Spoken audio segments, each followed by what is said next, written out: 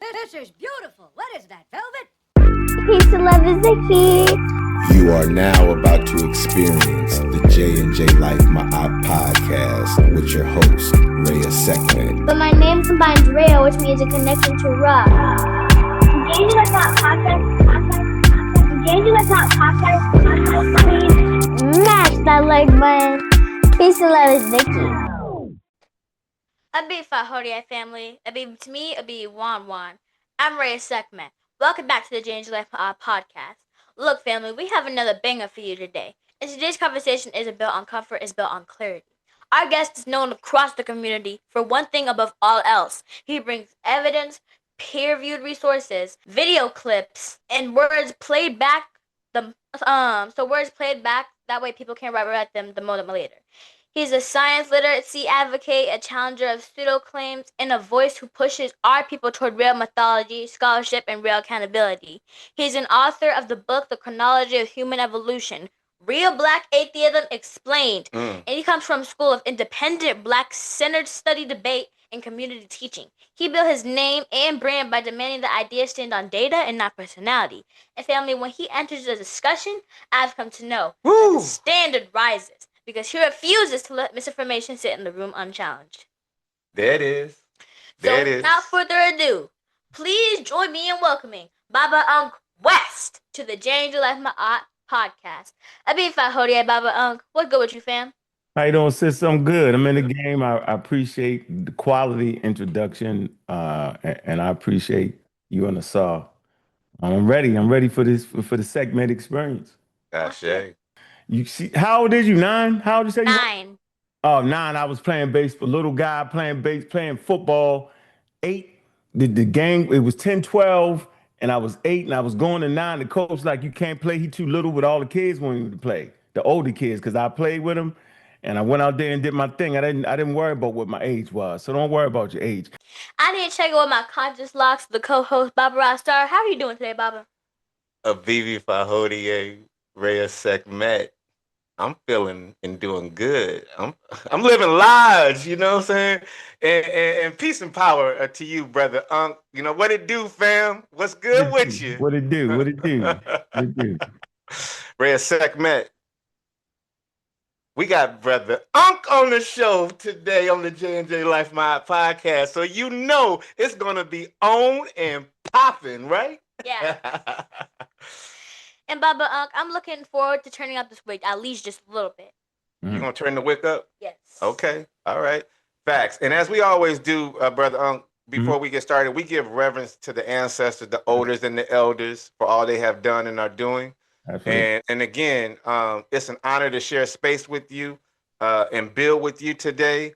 Actually, I'm going to double down because I want to say, in addition to that, it's an honor for us to be able to learn from you today as well. And with that, you know, we want to sharpen ourselves through the work that you've put in, and we want to make sure that it's all unapologetically, because we want the Ankh experience. And shout out to Dr. Ma'at, you know, for the consistency and scholarship she brings to the African village, right? Yes, absolutely. And I want to give a shout out to Dr. Ma'at as well, as she is a great pillar and for the standards she holds in the community. It's beyond paramount, at least to me. But with that, let's get into it. She the good cop. I'm the bad cop. Yeah.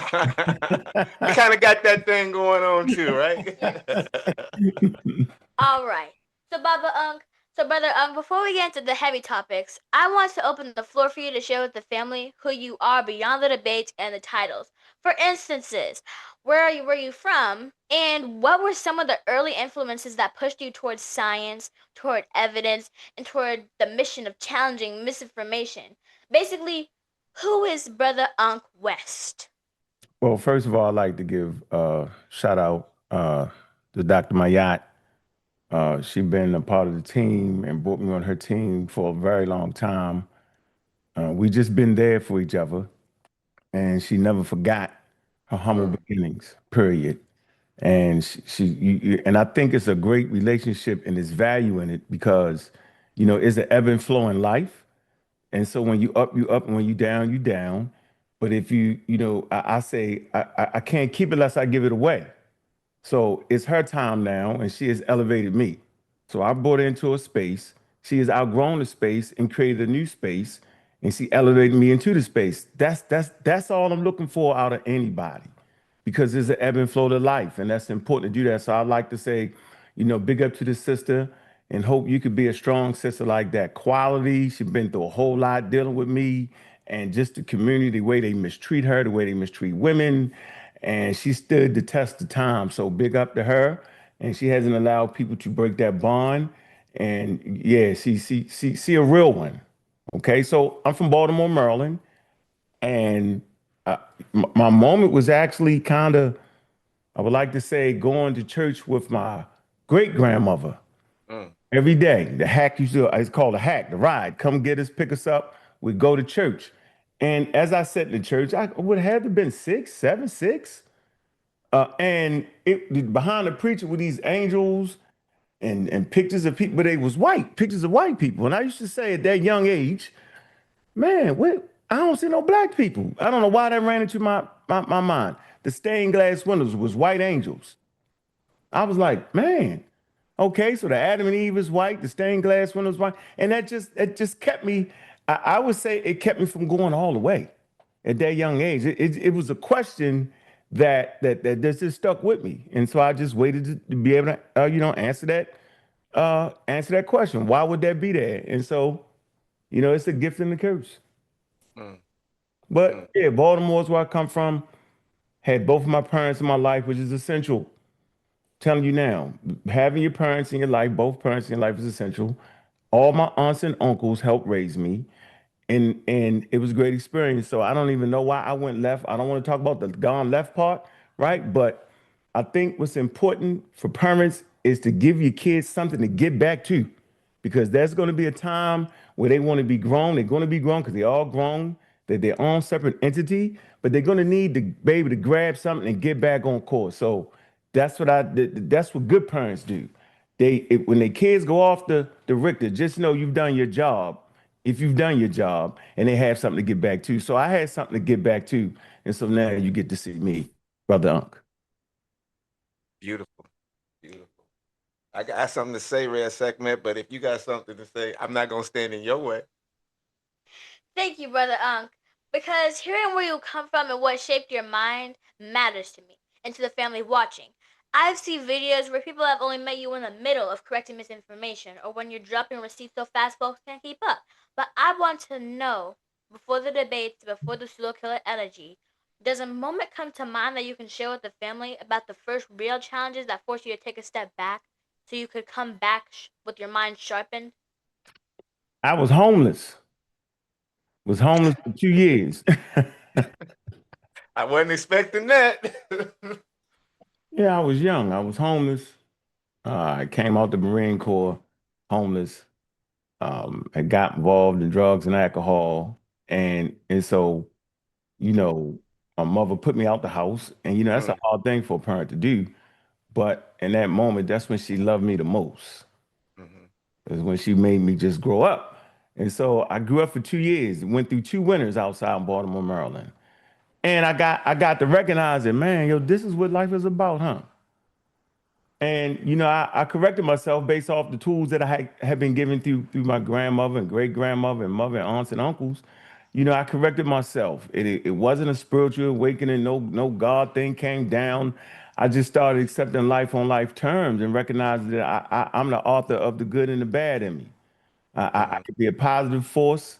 I could be a negative force. But at that point in my life, you know what? I decided not to make any excuses for why I was where I was at. And I think that's our biggest enemy as humans, as Mhm. Black Americans, African Americans, is we allow those excuses in on why we not where we supposed to be. And so I'm just want to let y'all know the excuse don't work. Winners just win. Losers always have mistakes. I always make excuses, my fault. So at that moment, looked around, I was like, nah, this is not, I don't, this ain't me. No matter where I went in that environment, I was like, this not me. I always feel like I was better than that. Even in those low moments, I was like, man, I see people doing things. I was like, nah, I'm better than that. But that was the thing that was installed in me. Love yourself, know who you are, no matter what. And so Yeah, that was the turning point when I came up out of that and decided not to smoke cigarettes, not to drink, not to take no drugs. I've been on that mission close to 40 years now. Don't drink, don't smoke, don't do none of that. And I'm an advocate. Congratulations, Yeah, brother. yeah, I'm anti-drugs, anti-marijuana, anti all that because that's like that was the gateway for me.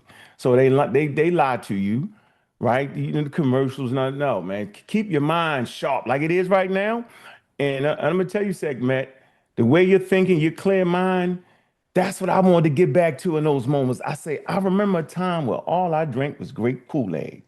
I Mm. remember saying it just like that. And I was like, that was my get back moment. I lied to you. I was like, you know what? I just want to drink Kool-Aid again. I know it sounds childish and interesting, but that's how I thought. And that's why you see me today, because I just want to drink Kool-Aid.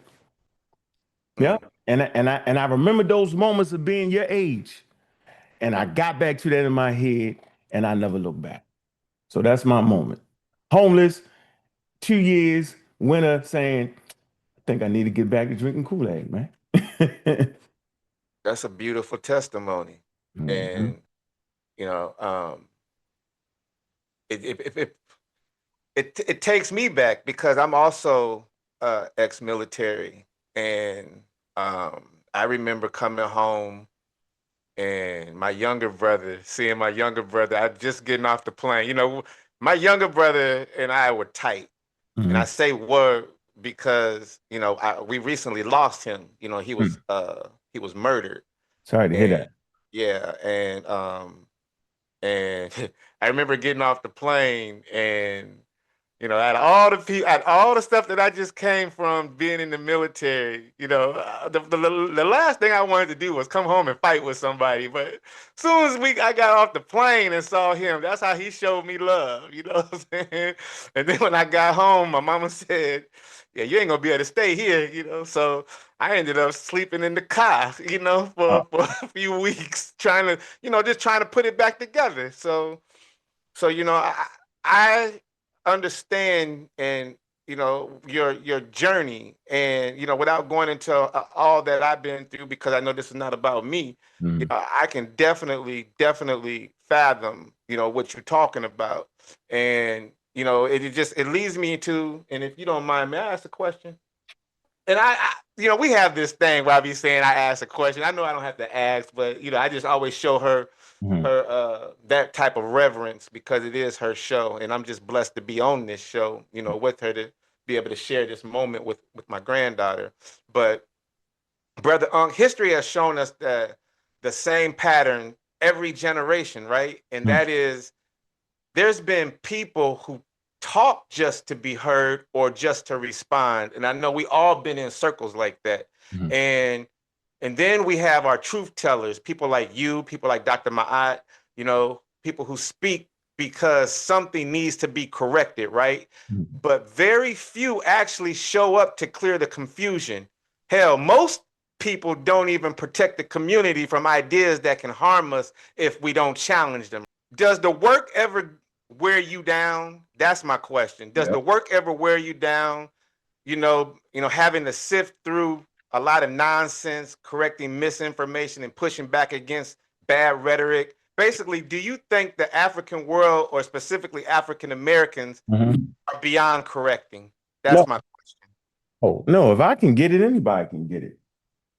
I always have, strong belief, just in myself, whether I misspell a word or misread a word, I just got confidence and, get past it, get over it, keep moving. So if I can get it, I think everybody can get it. You just got to take your time, do it the way you need to do it. That question was, say that a question again. You basically was asking me what again? You was trying. Oh, so I just want to know, excuse me, does the work ever get tiring? Yeah. Does it wear Oh, you yeah. down to have to fight so much with people or Yeah. Yeah. so-called scholars Yeah. that put out misinformation or Yeah. Yeah, I got bad you. rhetoric and stuff like I that? got it. So for me, I developed friends over the internet and then lost a lot of friends because they wasn't willing to grow Hmm. and they went against the mandate. The mandate is everybody will say this. People you interview, we know our history. then we're going to be better off for it. It'll help us get through it. It'll change our worldview. And I took that as being serious. So if that's the point, then we can't have a pseudo history, can't have a made up history. We can't push information forward that the elders got wrong. And so they hide behind 2 points here. They hide behind the elders. They make them renowned. They make them uncorrectable. You're saying something bad against the elders. And so that's the first point. Yeah, instead of hiding behind, like you said, religion, I want to bring it to up to date and where we at in our space. They hide behind age, right? And so I always say 8 to 80, blind, crippled, or crazy. See, segment, you 9. See, so we could get into a back and forth because you 9. But the point is, they hide behind that. They misuse that. They misuse what an elder is, right? They mess it up. And so they hide behind those types of things. And yes, I actually get tired of being, I lean into being the bad guy at this point. And but at times I can be soft in my approach because I know things that I say could hurt you based off of where your level of understanding is. So for me, if I say she can't do Diops, he got that wrong right there. And say what he actually did. I'm giving him more credit than the people that lie on his name and act like he did this and act like he won that. The great example would be: are you familiar with the Cairo Symposium? Yes. You heard it. I bet you ain't heard it right though.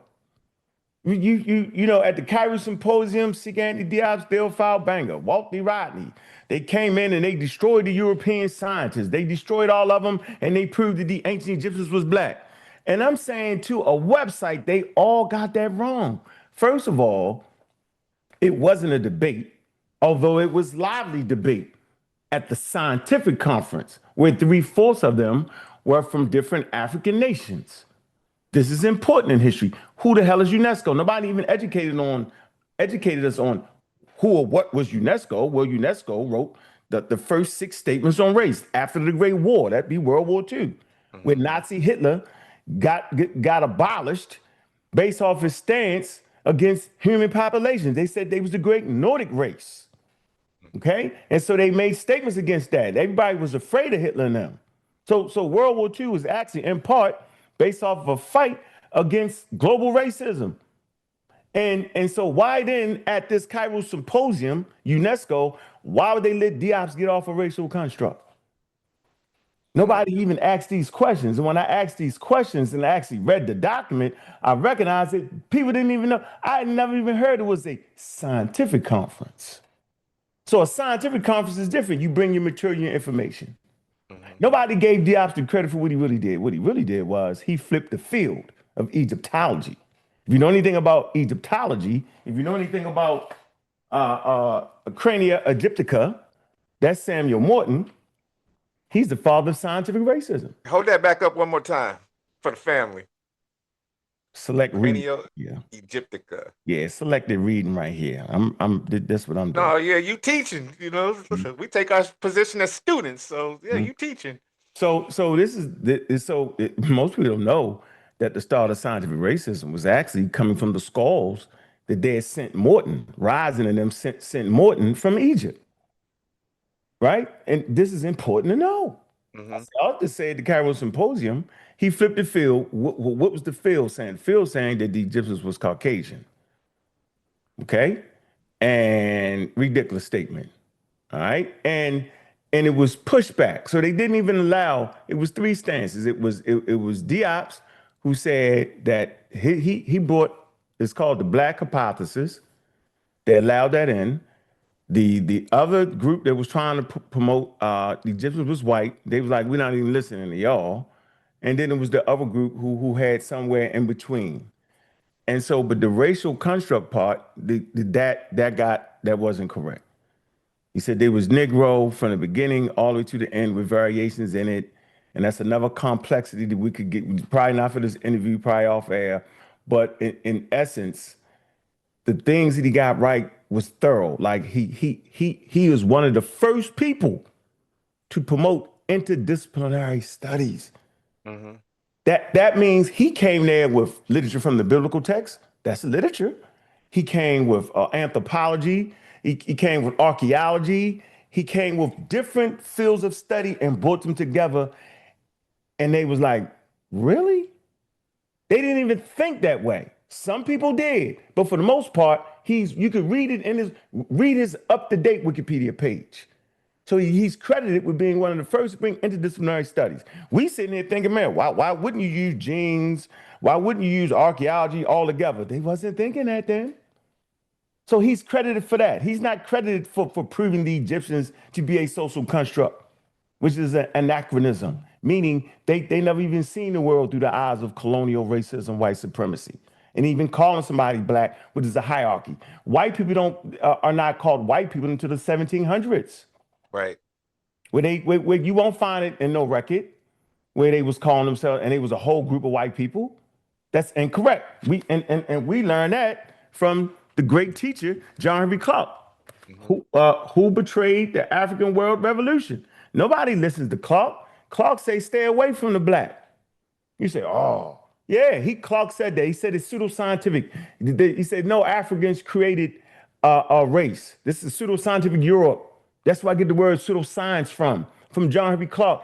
Everybody missed all that. So Cairo Symposium, we big up Diop's for bringing interdisciplinary study, and we big up him for flipping the field to saying what? That the Nile Valley is inhabited by indigenous Africans, ranging in skin color from dark to light. And we studied the theory of we studied Charles Darwin's theory of evolution so that we can understand that biological population in the river and understand the ecology, the ecological systems that would even cause them to be dark and light. That's where we supposed to be. If you run around talking about Diop's one, that's not what happened. It was a scientific critique. Now, 53 years later, in the up-to-date research, they tell you who they think the Egyptians are. All based off of those fights, lively debates that occurred at the Cairo Symposium. Serious work. So then why would this community misinform us like that? Why would they say the man won a contest that wasn't to be won nor lost? Why would they do that? Because I'm not even gonna say it was willfully miseducating us, but we had more affinity for religious thought than scientific thought. That's all I can think of. We want to believe more than we really want to know. Facts. That's the answer to the question. It was a long way, but I wanted to give an example and what it was they was doing of hiding behind eldership. You give too much, it's too much. Like just because you're elder don't mean you can't be wrong. Don't mischaracterize me. Miss Sekhmet, as she grows, she will find things I said was wrong. All I'm saying is, if I got it wrong, please say I got that wrong and show me how I got that wrong in my old age. That's credit to me. That means I was trying, I was fighting, I was pushing. I pushed the line. And when you push the line sometimes, as a person with scientific thought, you're gonna get things wrong. Charles Darwin got things wrong. Dr. Ben got things wrong, but it's part of the struggle in scientific thought. As a matter of fact, in this community, the issue is that nobody is wrong. In science, that's when you learn. Oh, I thought that all this time, man, I was wrong. And that's your growth. And so I took these great leaps and growths and figuring out when I got things wrong. And I looked around me and people wasn't willing to go that far. But I thought it was a mandate. Facts. If you know your history, then it's going to help you push forward. That's what I thought. Well, hey, you just say brother, you saved my question because I fumbled it coming out the bag. Thank you for sharing that. Huh? I've come to know we have some knuckleheads out here, and it just seems like they refuse to want the truth. This We got some knuckleheads. Knuckleheads. Say that one more time for the family in the back. Knucklehead. This includes some kids my age, and even adults I've come across in my own family. I mentioned that, Bob, because every time I've seen podcast shows with you on them, it seems as though when you step into a conversation, the whole comment section lights up. People start doing reactionary videos, arguing in the comments like if they're defending a championship belt or something. But Baba Ross Star calls those people keyboard gangsters. And what's wild is half the time they're not even debating your information. It's like they're debating your tone, your delivery. And I actually admire your confidence and your refusal to sugarcoat anything. I say that to say, I really want to know why you're in those discussions stuffing people upside the head with evidence. Did you ever expect the resistance to be intellectual at first? Like, where people were going to challenge you with real information and real science, or did it become personal way faster than you thought, to where people started attacking you emotional and started attacking you before you dealt with the facts, before they even dealt with the facts, actually? Did you catch that, brother? Yes, I got it. That was an excellent question. I got it. I call it intellect. I'm an intellectual gunfighter. I'm at the OK Corral, right? And, I bring my, my, you feel me? I'm bringing my intellectual. And we say in intellectual circles, this is ancient Africa, global history of 300, let me see, 300 CE, Christopher Eric. And this one is the Pygmies were our compass. Bantu, serious work. So I'm intellectual gunfighting with real sources. And we say around here, once you say something off scholarly, then you ran out of your intellectual bullets. That's when I know you lost the contest. So whenever they get there, I know I won. Because you should be able to reform what I said or correct what I said or show me where I'm wrong without calling names and name calling. But I know once you do that, you lost it. So I kind of knew that I had the weight of science behind me. And so I already know that it's like I'm like a bull in a china shop. At any time I can break all the glass in there. So, based off my growth, I learned how to just, if you make me smash the glass, I'm gonna smash it. But I kind of know how to use my words to stay away from it. But if you get too slick, I got to finish you off. I got to end that But if you come at me and you willing to learn, right? I don't mind to push back because that's part of what we do as humans. We're gonna push back on what we think is in our head is right. But if you get disrespectful, then I gotta get you. Because it's important for people to be able to see that. So I'm never crushing the hopes and dreams of people. I'm not trying to catch aha moments at all. I'm just looking for people to come at me respectful because I want the lively, fun conversation. And people make it personal. And like you say, they keyboard gangsters. They don't have it. I done had people threaten my life, send me emails, you're going against the African Revolution, as if we was in the middle of a war somewhere. The war is raging inside yourself. Ain't no war out there. The war is here. What decisions are you going to make in the grand scheme of things while you live in America? You either going to fix the problems inside of you that's going to help you build strong community, or you just leave and build a strong community somewhere else. But whatever you think you're doing is going to always require science and science literacy, even how you cast your vote. Why should I vote for this person as opposed to this person? I heard a lot of people talking reckless about Trump, about like a lot of people that look like me and you. I couldn't understand that. My science literacy radar was lit like this man is anti everything that's scientific. He's going to make bad political decisions. I wasn't worried about whether Kamala was black. All of a sudden, Kamala wasn't black, but the Egyptians was. See that? Like none of these things make sense through the lens of scientific literacy. And you start to be a walking contradiction. So yeah, people are walking contradictions. And at least I gotta know if a person says something and I can realize, wait a minute, I'm actually contradicting what I'm saying, then I might be wrong. Let me check it out. So sometimes in real conversations, even if a person has been a keyboard gangster, they might get something off that's right. And I say, you know what? You was right though. This community has a problem with being wrong, man. And you'll see me corrected. You know what? I think you're right. I misspoke on that. And I think that's important. And I'm doing it not for the old heads, but I'm doing it for people like you. So yeah, I didn't know it was going to turn personal, right? I had a good inkling that it would. I know how to push a button and make you super mad and rage. I know how to make you rage.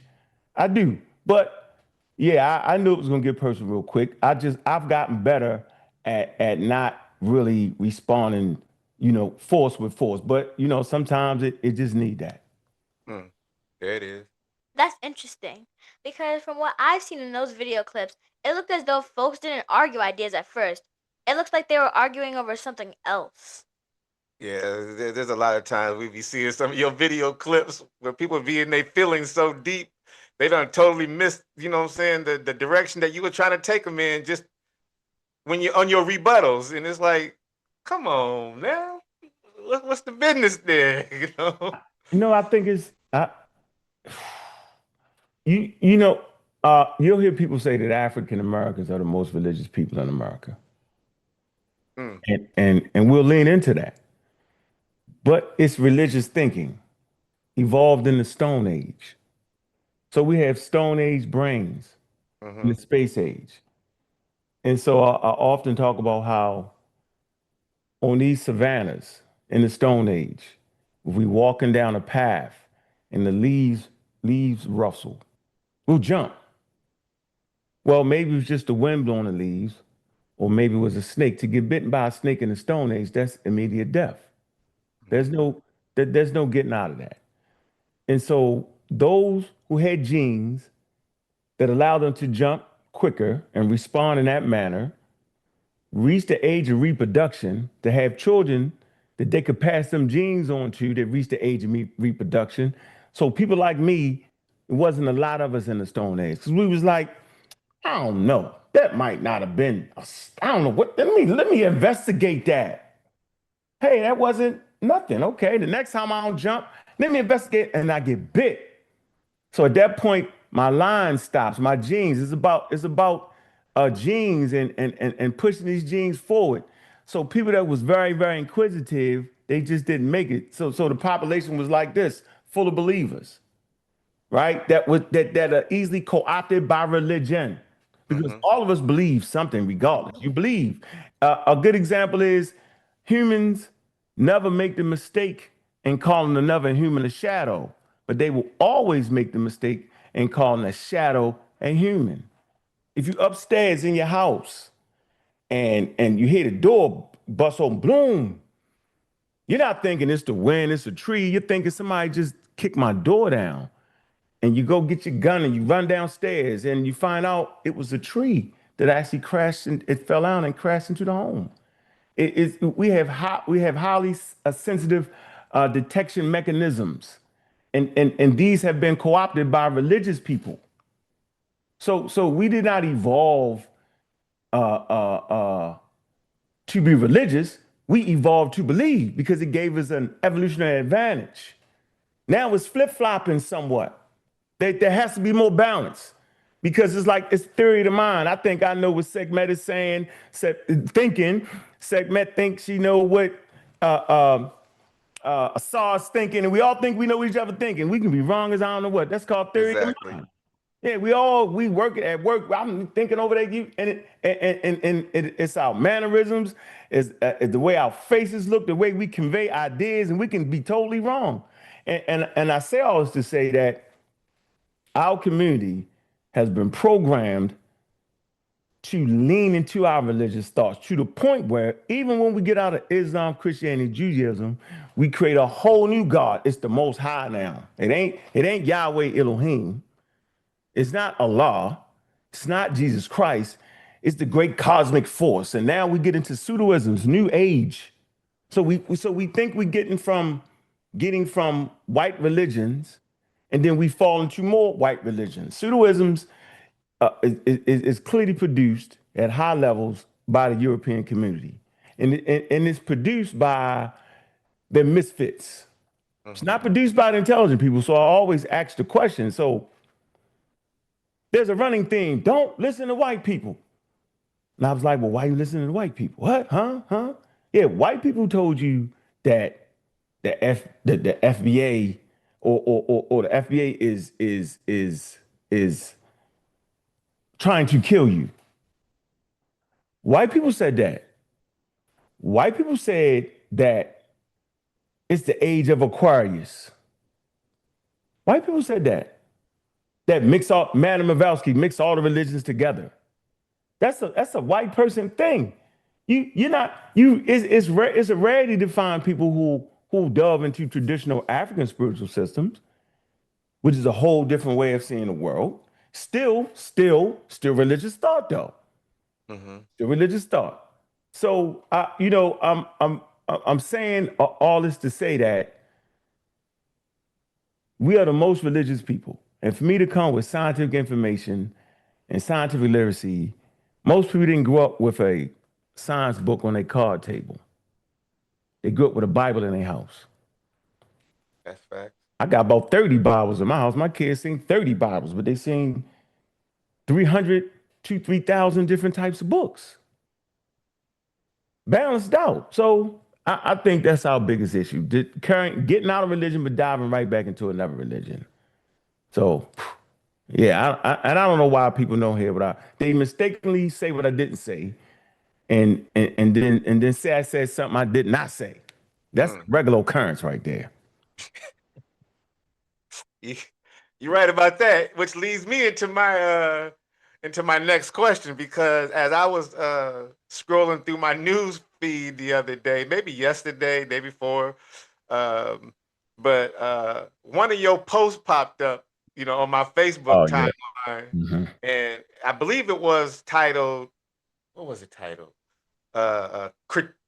Criteria number 2. and I might be paraphrasing, but I remember you breaking down the principles academia used to identify astronomy and culture. I mentioned that because, for one, I want to learn more, and that's not a lane that I'm fluent in yet. Right. But also because when you teach those criteria or bring that information forward, it feels like you're pointing to something deeper. So I want to ask, what are you really trying to wake our people up to when you break down those criteria? Because I'm anticipating that you're not just talking about astronomy, but more so about what you just said about verifying anything before we run around claiming things as our own. And I'm also wondering, have you had any run-ins with other scholars, whether elders or elders, that you can speak to specifically, who make those kinds of claims without backing them up with evidence? Yeah, all the time. Like, one of my favorite is Professor James Smalls. Yeah, that's my favorite. When I first came around the community, he was the first person that kind of like, okay, all right, young man, and we could have good conversations. I still can have good conversations. Well, he just hard-headed. I guess we both hard-headed. And I always felt like I could give him an advantage over everybody else. And he feel like I'm a horrible communicator. I think there's some truth in that. He was like, man, you just kill them all dead. and I get it. I get it, but I don't where everybody will love James Smalls, I'm gonna get the same amount of hate. I'd rather you hate me with the truth than love me for the lies I've told or the misinformation. That's how I feel. And so Professor Smalls, he's very intelligent, and he's definitely one of the first people to say that, come on, Unc, I can't go. He said, because you stand on my shoulders. You could see more than I could see. And I was like, I get that, but if I can see more than you can see, then why not say it? I guess he don't want to hurt y'all feelings. I guess that's not for him, right? At this point, I am concerned about people's feelings, but there's a mandate that says we at least need to be on the right track at all times. And so there's a lot of elders who do the thing. They're not as loving as Professor Smalls is towards me. It's like they attempted to push me out the circle. And so just coming on this program was good, because most programs like this, they don't want me having me, because I don't push I don't push the fake mandate. I push the real mandate, accuracy, and knowing who we are as African Americans. I demand that accuracy, because I feel like, although it's a lofty dream to think just because you know your history, you're gonna be successful in the world, that don't mean that. But at least the idea is there, and I'm gonna stay with the idea. Yeah. So I just feel like a lot of the elders, Kilimanjaro, that's my man. He was like, bro. Robert Takao? Yeah, he was like, bro, he's one of the first people who actually stepped up and made me say, man, don't be afraid of not believing when nobody else would do it. So I was a lone wolf. I was by myself on that. But he stepped up and he was like, look, man, don't listen. You keep doing that. And that meant something to have a person in this position like that to say that. So elders are supposed to get things wrong.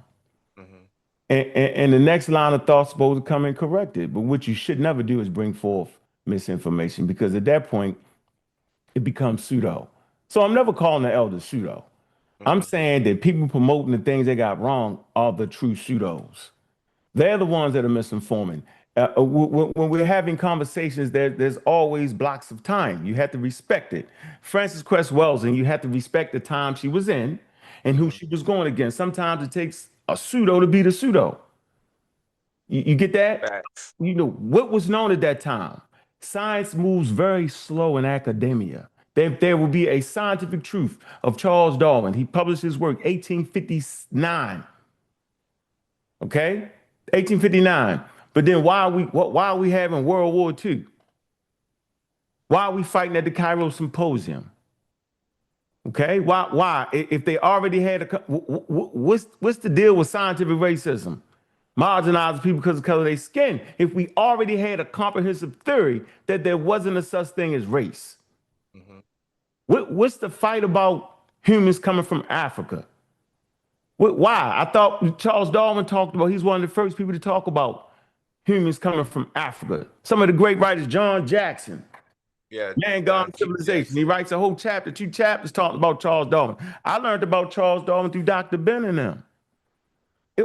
Watch this. Man, most people that read Dr. Ben's work, right? All right. But skip the evolutionary part. I know because I did it. I was like, man, how I missed that?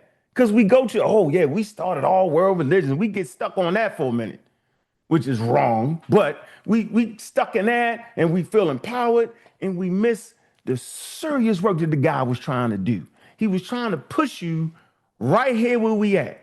John Henry Clark was trying to push you right here where this conversation is, where y'all can have the tools to take back to your community to correct things and to progress things. Correct things and progress things. Say it one more time for the family in the back. To correct things, to progress things. There is no progression without correction. If the wheels are square, they're not rolling. If you correct them and make them round, now we can progress forward. This is the foundation of science and science literacy. It doesn't pop up out of nowhere. Our community is flawed with religious thinking.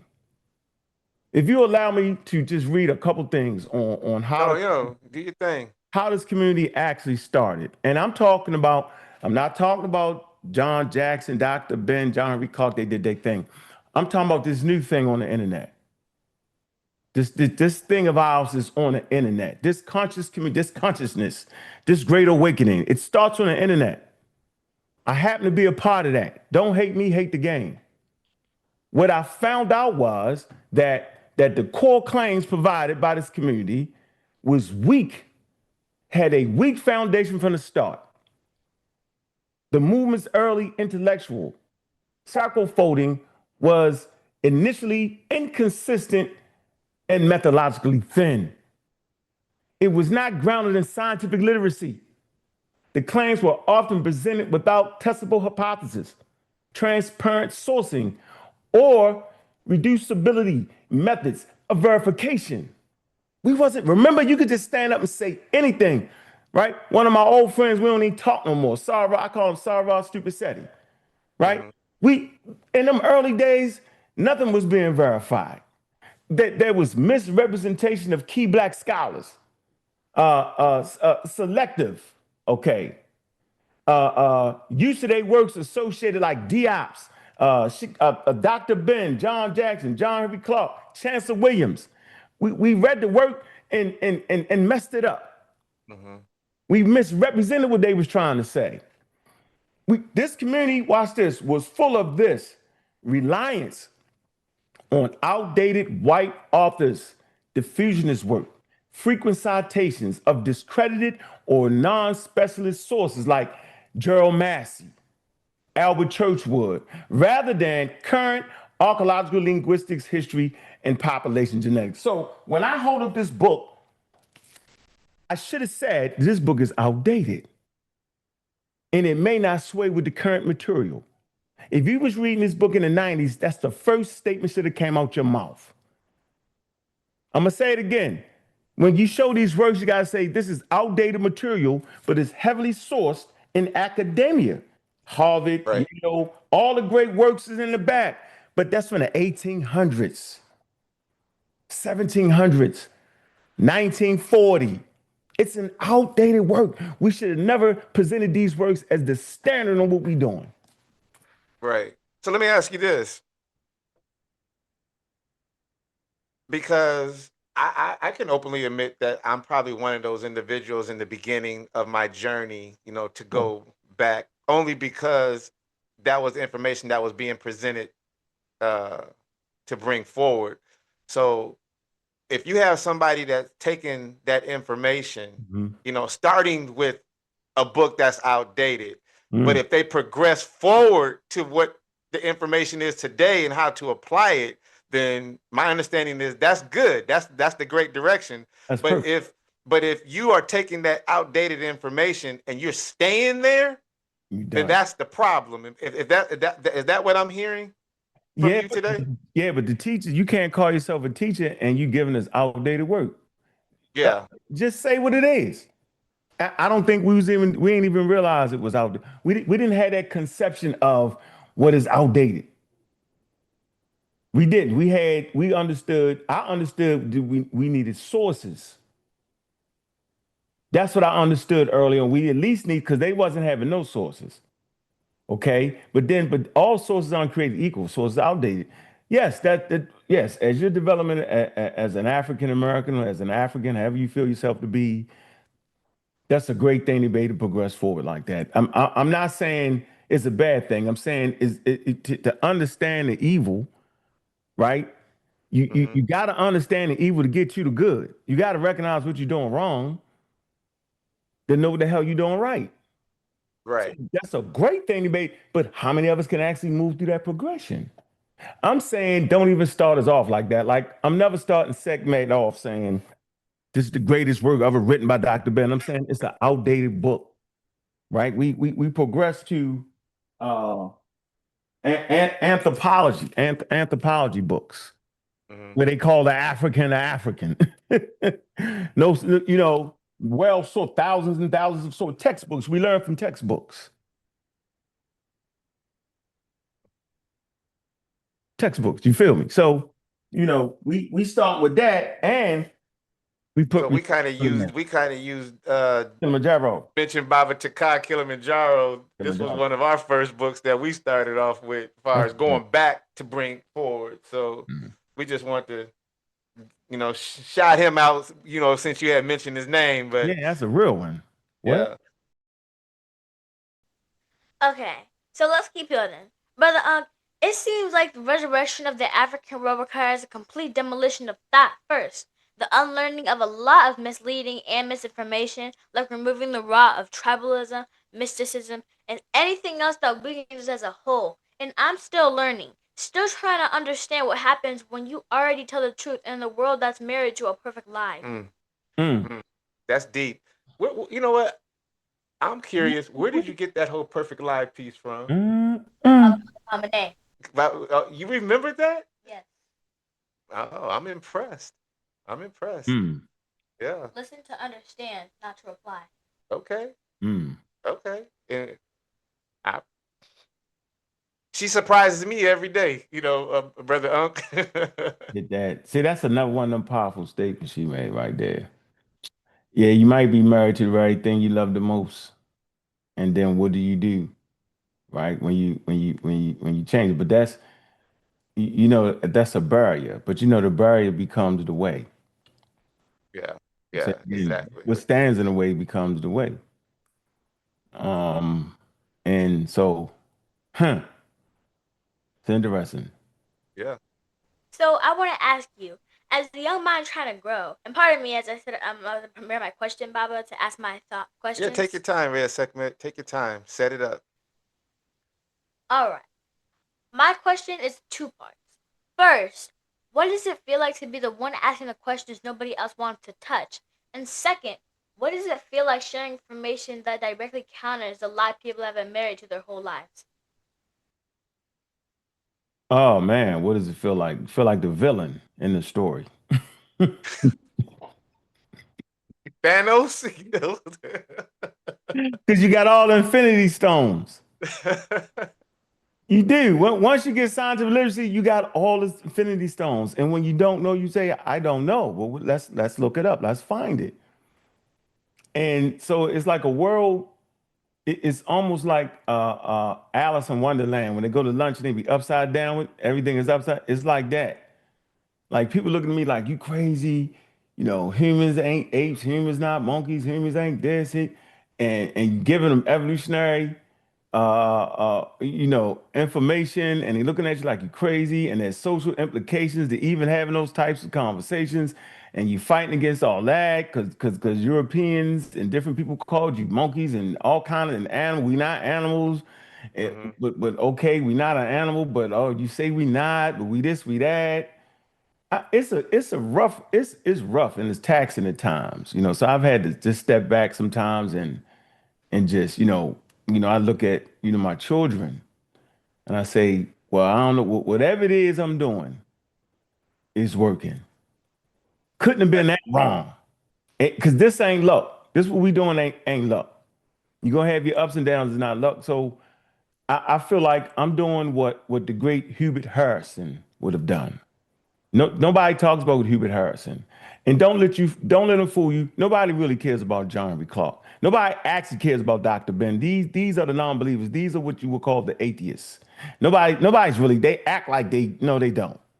They don't really, they talk about that next generation of elders that came under them, we call them like shadows. Like they wasn't trying to hear the scientific method. They wasn't trying to hear all that. They was listening for the religious thing, and then they made Egypt more than what it was. I called them Neo-Egyptian. So we learned about Neo-Egyptian, right? Neo-Egyptian, New Age Egyptian religion. We didn't learn about the traditional African sacrifice of bull. We didn't learn about the Nubia where when the king died, he sacrificed his subjects to die with him and buried. We didn't realize wow, what's the significance of that? Well, Christianity killed their king, willing sacrifice. All these things stem from man's old traditions. The old tradition of the king is found when the king died, the subjects die with him. This is how you know where the oldest kingship is in the Nile Valley. I'm going to say this again. The taboo of killing another human with the king is where you know some of the oldest traditions of that starts from. Read the work, The Dawn of Everything, The New History of Humanity. Hold it up. David Wingrove. He's part of the Nile Valley Collective. Y'all familiar with that website? Mm-hmm. Yeah, here you go. Yeah, so no one talked about that. They had us practicing white boy Egyptian, Neo-Egyptian religion, where you pour the water out and you walk and you do. Man, that's not, come on, man. That's not a traditional African, that's not what they was doing a whole lot of that. And then the traditions, you wouldn't even bring that forward because they'd be outdated for modern times. And so once again, we led into our religious treaties. So yeah, being on the opposite side of that is very interesting. I don't like it. That's why I'm very appreciative of being on this show, because most of the shows like this are just wrong. And there has to be a certain point where there will be no growth if you're just wrong. I remember during the pandemic, there were a lot of Black-centered shows that went against me. Most of them, like, how dare you give out people the vaccines? I actually started teaching about vaccines at least 7 months before the pandemic, because I wrote a book. Read a book. I can't even think. I thought I had it right here, but it was kind of dealing with how they track pandemics and how it was about that time again. Mm-hmm. every 100 years or Was it so. like, yeah, I know what you're talking about. Scientifically, this guy, he was a virus investigator. He's the one that kind of tracked the AIDS epidemic and all that. Hmm. And I was having a conversation in Mississippi with some family, and they was ignorant on vaccines. I was like, "What? You wouldn't take a vaccine?" And so I just started, educate myself, looking at the podcast, and I end up getting myself in a debate. Big up to Sarnetta. I end up having a debate with Robert F. Kennedy. He didn't show up, right? But with Robert F. Kennedy, he's part of the largest anti-vaccine Yeah. movement in the world. Think about what I'm saying. Now, how is this man in charge of our medical thing now? The health, how? As I educated, went to the debate, all white people showed up, right? These 1,000 white people. Hmm. Black people was on their side. Mm. Craziest thing ever. Oh, boo, I got the tomatoes. And I'm like, really? And I talked about Onesimus and how there were African enslaved Africans in America that wasn't even worried about the pandemic that occurred in Boston in the 1700s. And they was wondering why you're not worried about it, because Onesimus had actually bought a high level medical treatment. Well, I don't even say treatment, but it was basically goes like this: find an infected person with smallpox, take a little bit of the pus, Hmm. and slit the healthy person arm and put a little bit of the pus there. It's called inoculation. Inoculation is the foundation of modern vaccine technology. We're in the third generation now. But they was wondering why these slaves wasn't worried about. The slaves wasn't even affected by the smallpox thing because they already had they had their treatment plans for it. And they was wondering, and they asked Onesimus. Onesimus said, well, in West Africa, this is what we do. And Boyerton, who actually went to Harvard, he was a medical doctor, and Cotton Mather was actually the owner of this guy. They actually did it to their kids. And then they developed a scientific study based around that, and they was like, it worked. And white people, right, this is when watch this, this is when the anti-vaccine movement started against high-level West African treatments, medical science. You can look it up on Wikipedia. Started right there. The anti-vax movement started against, they was like, no, it's the black people that actually brought the smallpox because they the devil. We not listening to that. Right. Right. And so as I taught this information, I was like, why are we going against something that we gave the United? I'm not gonna say the world. I'm gonna say because there were small pockets in maybe India and China where they was kind of doing, the Chinese would take the sword, the small, and crush it up and blow in your nose, and maybe a spot in India. I always want to keep myself accurate, but for certain and for sure, United States, where they started the vaccines, okay, 17, I believe it's 1790 or something like that, where they get their first vaccine. That comes out of understanding the foundation. Remember, science moves in stages. There is no pop up out of nowhere thing, right? So you first have to understand inoculation, although that was dangerous, right? You have to master that to get to the point where you can take some pus and dry it out and put it in a syringe and give it to another human. If you don't understand that first step right there, you do not get the vaccines. If you do not understand the first generation vaccine, that's Edwin Jenner, create that first vaccine. If you don't understand the first vaccine, you can't get to the second generation. And goodness gracious, you're never getting to the third generation, the mRNA vaccine. You're never getting to that. So it's all in increments and steps to get there, to which Right. African Americans was a part of. And that's why I'm always wondering, why are we fighting against what I'm saying so much? I'm simply saying, I'm giving you the information to critique what I'm saying.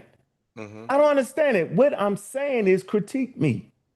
I'm giving you the tools to say, is Brother Unc, is he making sense? I'm giving you the like scientific literacy is a vaccine against the charlatans, the Malachi Yorks, the Dr. Sabies, the misinformation. Matter of fact, that brings up a great book, Trick or Treatment. Yeah, Trick or Treatment. Read the book. They go through all the different herbs, why they work, why they don't work, why they don't. I'll give you, man, shoot. To close it out on this point, Giving gems. yeah, to close out on this point, One of the largest herb industries can be found in China. It's called traditional Chinese medicine. They also have a large industry in Africa, traditional African medicine. So why does China have one of the largest traditional medicines, but have evidence-based medicine right beside it? Why does Africa have one of the largest traditional medicines, but don't have a strong infrastructure for evidence-based medicine? What's going on here? What is it that they have realized that Africa has not? What is it that China has realized that the so-called conscious community has not? There was a place for herbs where there were small populations, where the medicine man, his very job relied on. The Egyptians were renowned. The Greeks say they renowned for their medicine, for their herbs, renowned. And they worked to a certain degree. Why did they work? Because the populations were small. Humans was not in every ecological niches. There wasn't a whole lot of zoonomic transfers from animals to animals, or from humans or animals, but from different animals to humans, where certain viruses mutate and transform.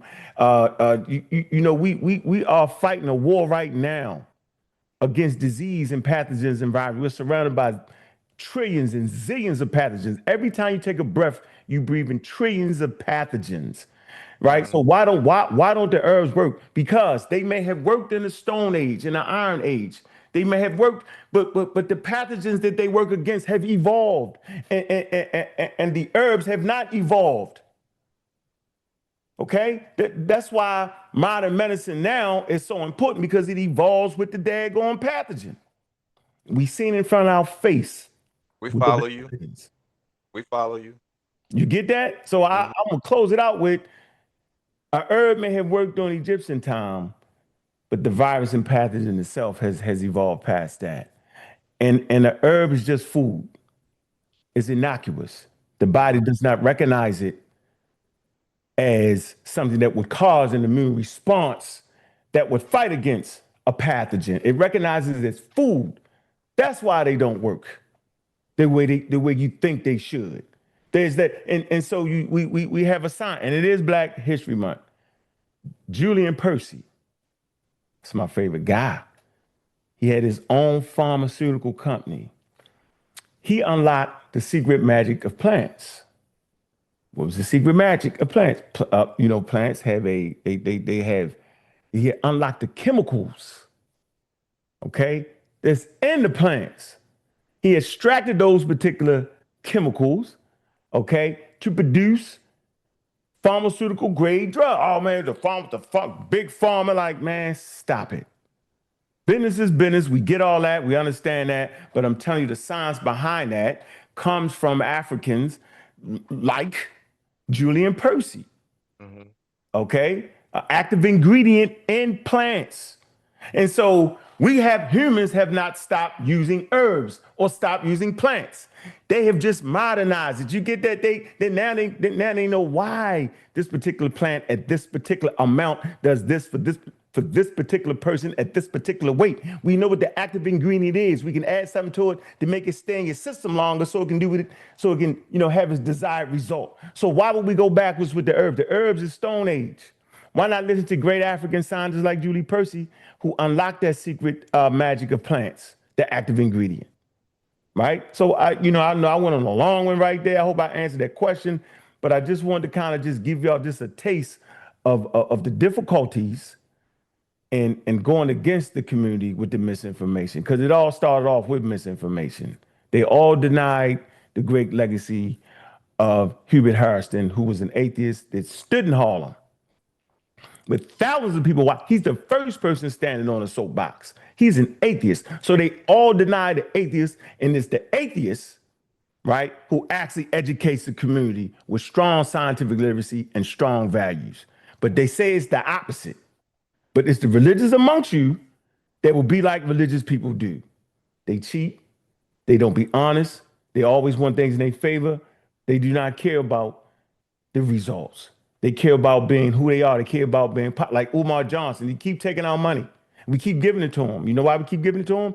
Because we don't have literacy on finance. So scientific literacy includes financial literacy. Scientific literacy includes making proper decision making in your community. That's scientific literacy. So African, if I could say anything, as people of color, African Americans, if you think yourself to be FBA or whatever you think yourself to be, right? You need to be literate in your finances, and you need to be literate in matters of ecology, because humans are in the ecology, part of the ecology. We change and construct our ecology. So the best thing to do is use your science. There it I'm is. gonna end with that. There it is. You know what? Let's do a check in with Reya'Sekhmet. How you feeling? Very good. Yeah. All's well. All is well. Okay, we got dictionaries over here in the back. You know what I'm saying? If we need to break down any of Brother Unk's terminology, so you just tap in whenever you think you need some clarity. Okay. Okay. Okay. Brother Unk, thank you. For real though. Because the way you broke that down, I felt that and I needed that. Actually, I want to share something from my own little experience, if that's okay with you, Baba. I'm here. Okay. I want to hear this too. This is you. You know, we talk about a lot of things, but I wasn't expecting what you got. What you about to say? Ever since I started posting my videos, I've seen exactly what you're talking about. Some people show love. Some people ask real questions. And then there's that other group. The ones that Barbara started warning me about. You know, those people who get mad at a child for telling the truth they've been avoiding. For instances, I had one elder in my own family comment, "Why is she talking like that?" Or "She's too young to know anything." And Baba, I just laughed because I realized, or at least I felt, they were talking to me. They were talking to their own insecurity. Right. I know my question wasn't the problem, their comfort was. So hearing you explain that emotional cost and the pushback, it helps me understand what I'm walking into as I keep growing and asking questions that people pretend they don't hear. I can't stop and I won't stop. And So- you shouldn't stop. Yes. So thank you for being honest. No, we need. It's my yacht, right? Yeah. They're not the foundation, the Yeah. moral fabric. If we're African people and we claim ourselves as African Americans, our ancestors come from Africa. We are part of the foundation of America, and we built this thing for free. 12 million of us was brought to the Americas. And, you know, I feel like we should never forget that part. And we should never separate ourselves from Africa, okay? Because that's the mother. That's not only the mother, but that's the mother of humanity. And I think we should always lean into that. But we understand how we was brought to America, part of the largest forced migration, and built that, and we respect and love our history here. So I always say I'm an African American. That's why I say Black African power. Black, because I'm Black and I'm proud. And I use the word Black for social and political reasons. Okay. I say Africa because I know that's the foundation that we came out of, right? And the power that we will push forward based off of scientific literacy in America. So I love I love America. I love to watch people like you, Sekhmet. You're a light in a real dark space. And don't worry about us that are older and are trying to fight our own insecurities. And your words actually push that insecurity, right? We'll say, well, I couldn't become a lawyer, so I don't think you should try to do that. But we're really saying that I couldn't do it, so I'm thinking you can't do it. I'm saying, why didn't I think of that? So why are you thinking of that? There's going to be a lot of that as you grow up, as you stay ahead of the standard. You are ahead of the standard.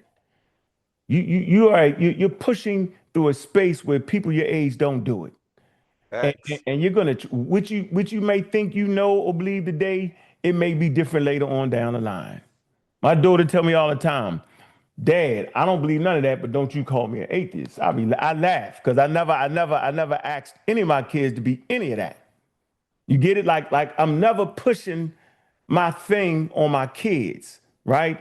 and your elders and your aunts, they should never push their thing on you, right? It's a great world out here. And the mind, you have to have a mind of a child that be able to ask questions. And I say religion actually stops you from being that child. It actually stops you from growing. It actually stops you from asking those pertinent questions. So as long as you ask those hard questions, sis, you don't get pushed back. Don't worry about that, right? There's a gem in everything that everybody says. You just gotta be able to pick the gem out. Don't worry about that. That's their insecurities, not yours. Yeah.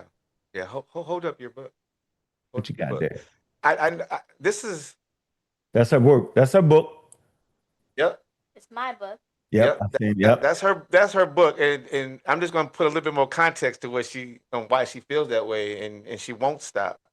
Like she said, is that there was an instance where one of the family members was interested in wanting to support her on her book journey, but one of the questions that this particular family member led with was, is Reya'Sekhmet a Christian?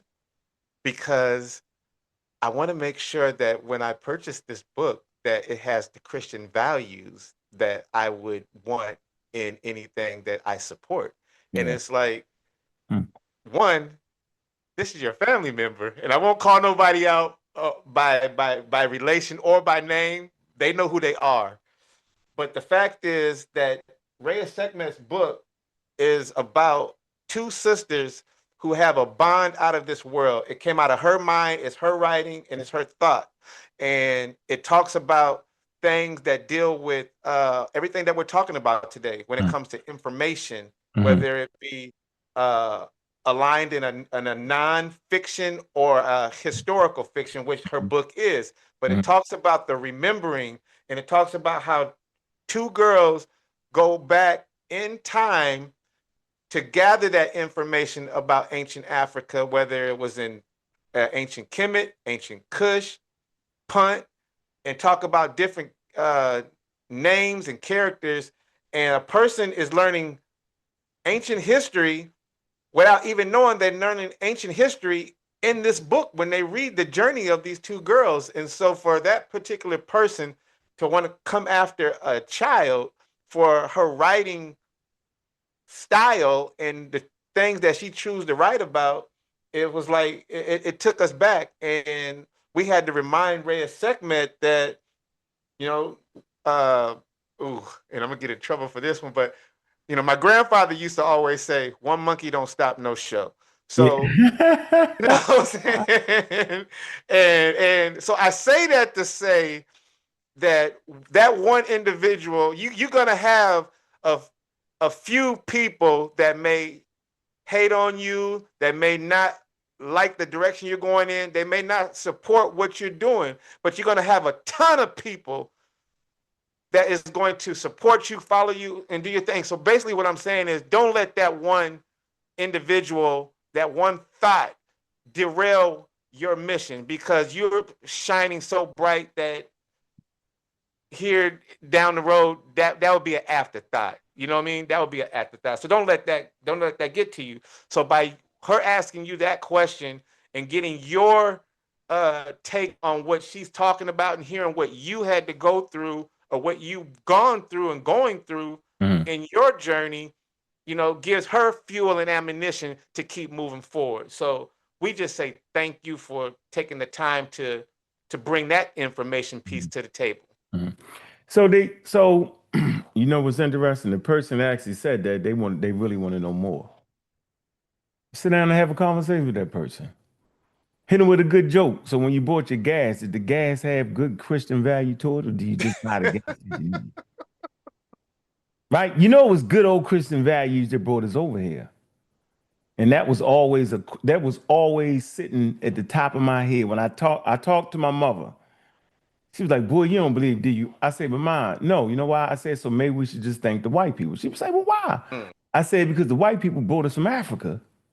And in Africa, they wasn't Christians, right? When they got to Africa, they found non-Christians." She was like, Oh yeah, I say so. We should thank all white people for bringing us to Christ. She just bust out laughing because Yeah. she knew I got her at that point, and we let you know what I mean. My mother, we laugh and joke, right? You know, she's no longer she's with the ancestors now, but that right there, have a conversation with that person. They actually don't mean no harm. They don't know what Christian values are. It was the Christian values that enslaved 12 million African people. It was the Papist Bull. Mm-hmm. Pope Julian the Sixth wrote a Papist Bull. If you do not find a Christian monarch in these lands that we are exploring, you can bring the souls to Christ. That's Christian values at high levels. Ask that person, did you know that? That they wrote a Papist Bull. You can look it up. It's right there for you to see. That they felt like all our souls need to be brought to Christ because we were sinners. They said that, but that the word sinner is actually a Christian value. It's a value judgment on another individual that you're born into sin. That's not how we saw it in our world. And oh, by the way, with the Christian values, are the Christian values a worldview value? Obviously not, because the biblical world was never talking about the whole world. It was talking about their world and their experiences and their value system. I'm simply bringing to the book another value system by other people that even predate the Islam, Christianity, and Judaism. So what's wrong with that? Are we just looking for good values or Christian values? I said that so you can show that to this person. That's all I just want to put in there. No, we appreciate that, right? Yes. Thank you, Asar and Baba Unk. Your words mean a lot. Facts. So, Brother Unk, let's transition. Names are important, and I'm interested in your name. Will you share with the family about your unique name, Ankh West? And we gotta talk about the name Soul Killer, Bobby Banger, the God Killer, and what it means to you. Oh man, so Bobby Banger. So you know the name Ankh. They call me Brother Ankh, and Ankh is life. That's all it means in the text, in the Egyptian text or the Kemetic text. Wherever you see the Ankh, it's simply talking about life. So if they're using the word talking about life, they're going to use the Ankh, right? And we understand what life is. Life is eternal, and is fueled by death. We understand that constant transitional periods, right? And so when they say Bobby Banger is when you got me mad, now I'm banging on you. But I'm banging on you with the information. I'm an intellectual gunfighter. I'm gonna put the full weight of the scientific community and the intellectual community. I'm gonna bring it to these conversations. And then God Killer. Man is actually God. The person speaking is actually God. If you're honest to yourself, you'll recognize that any religious text written by anybody in the world is written by human beings. They just found like one of the oldest religious texts was actually written by a woman. Okay, that's something I'm gonna be talking about on the show. So humans are actually the God. And if you read any text, you'll see that all the gods take on human qualities. So it's humans writing about themselves. It's writing about what they think about. And then those humans will say, they'll make a point that I was inspired by God. And so God Killer is simply saying, I'm killing the fake representation of what you think God is, and I'm bringing it to reality. So it's a name to make people say, why you call yourself that? That shows that I'm not afraid to go against religious stances, whether it be traditional African stances, whether it be Islam, Christianity, or Judaism. I'm not afraid. Okay. I made sure in my path that I practice traditional African religion. We had to sacrifice certain animals, chickens and stuff like that. You had to see what it was like to take a life of another animal, what that relationship was. You had to put it on an altar. I did all that. I needed to see. I love going to voodoo ceremonies. I suggest all African Americans go to a voodoo ceremony. It will show your level of fear of the God that was instilled in you. Because people like, man, whoa, my life going good, man. I ain't messing with no voodoo, right? It's part of a living tradition. It's no more than you go to church and watch this, and you drink the blood, the wine, and eat the flesh. You don't have a problem with that, right? And so, that whole God Killer thing is really making people, well, why would you say, well, because I'm not afraid. I know it's a word. I understand the word God is a dramatic tribal word that ended up in Christianity. It's good, mighty man. We're talking about the mighty man. Okay, Right. so those names right there serve different purposes, and depending on, where I'm at in the conversation, I take on that persona. It's better than that name. It's fun. I like all of them. Which one do you like? Bobby Banger. You like you like when she like when you be banging on them, huh? Yeah, you know what? I tell you what though, you got to know that. Go back and listen to that Dr. Mayat interview. You said something about how your belief is false if you think. You remember that statement? You was talking about how beliefs is kind of false. You actually killed religion right there. You killed the belief in God in that. Go back and listen to that again. You're gonna say, I'm yeah, gonna have to go back and listen to it with yeah, you. that I'm was interested in knowing. Yeah, you actually. I don't know if you meant to do that, but I'm saying just get ready for the backlash, sis. One of my Preface. What was it? What was it again? Something about the belief. you gonna What? know, man. She was basically saying that if you believe in and don't know, we don't got nothing. You just killed the whole God religious thing. It was deep. I was like, man, I wanted to bring it, but I ain't have time to show you. But I don't even know. Sometimes we'll say stuff. Go back and watch that again. You're gonna catch it. It was deep. I was like, oh man, did she know what she just said? Oh, you Remember, should have clipped it. We know you be bringing them receipts. You should have clipped it. I said there's consequences to what you say. And that's one of them right there. And one of my favorite persons is Neil deGrasse Tyson, the Mhm. pseudo killers, and big up to all the pseudo killers.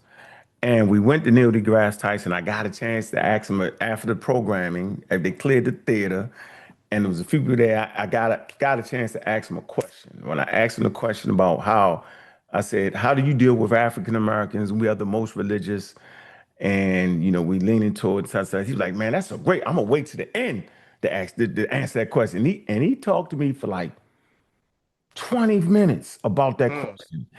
You will never hear Neil deGrasse Tyson say he's an atheist, right? Because his baggage that comes with that. First of all, most people don't even understand what the term means. The term was actually a pejorative, and they place it on the Greek philosophers who were simply asking questions about the natural world.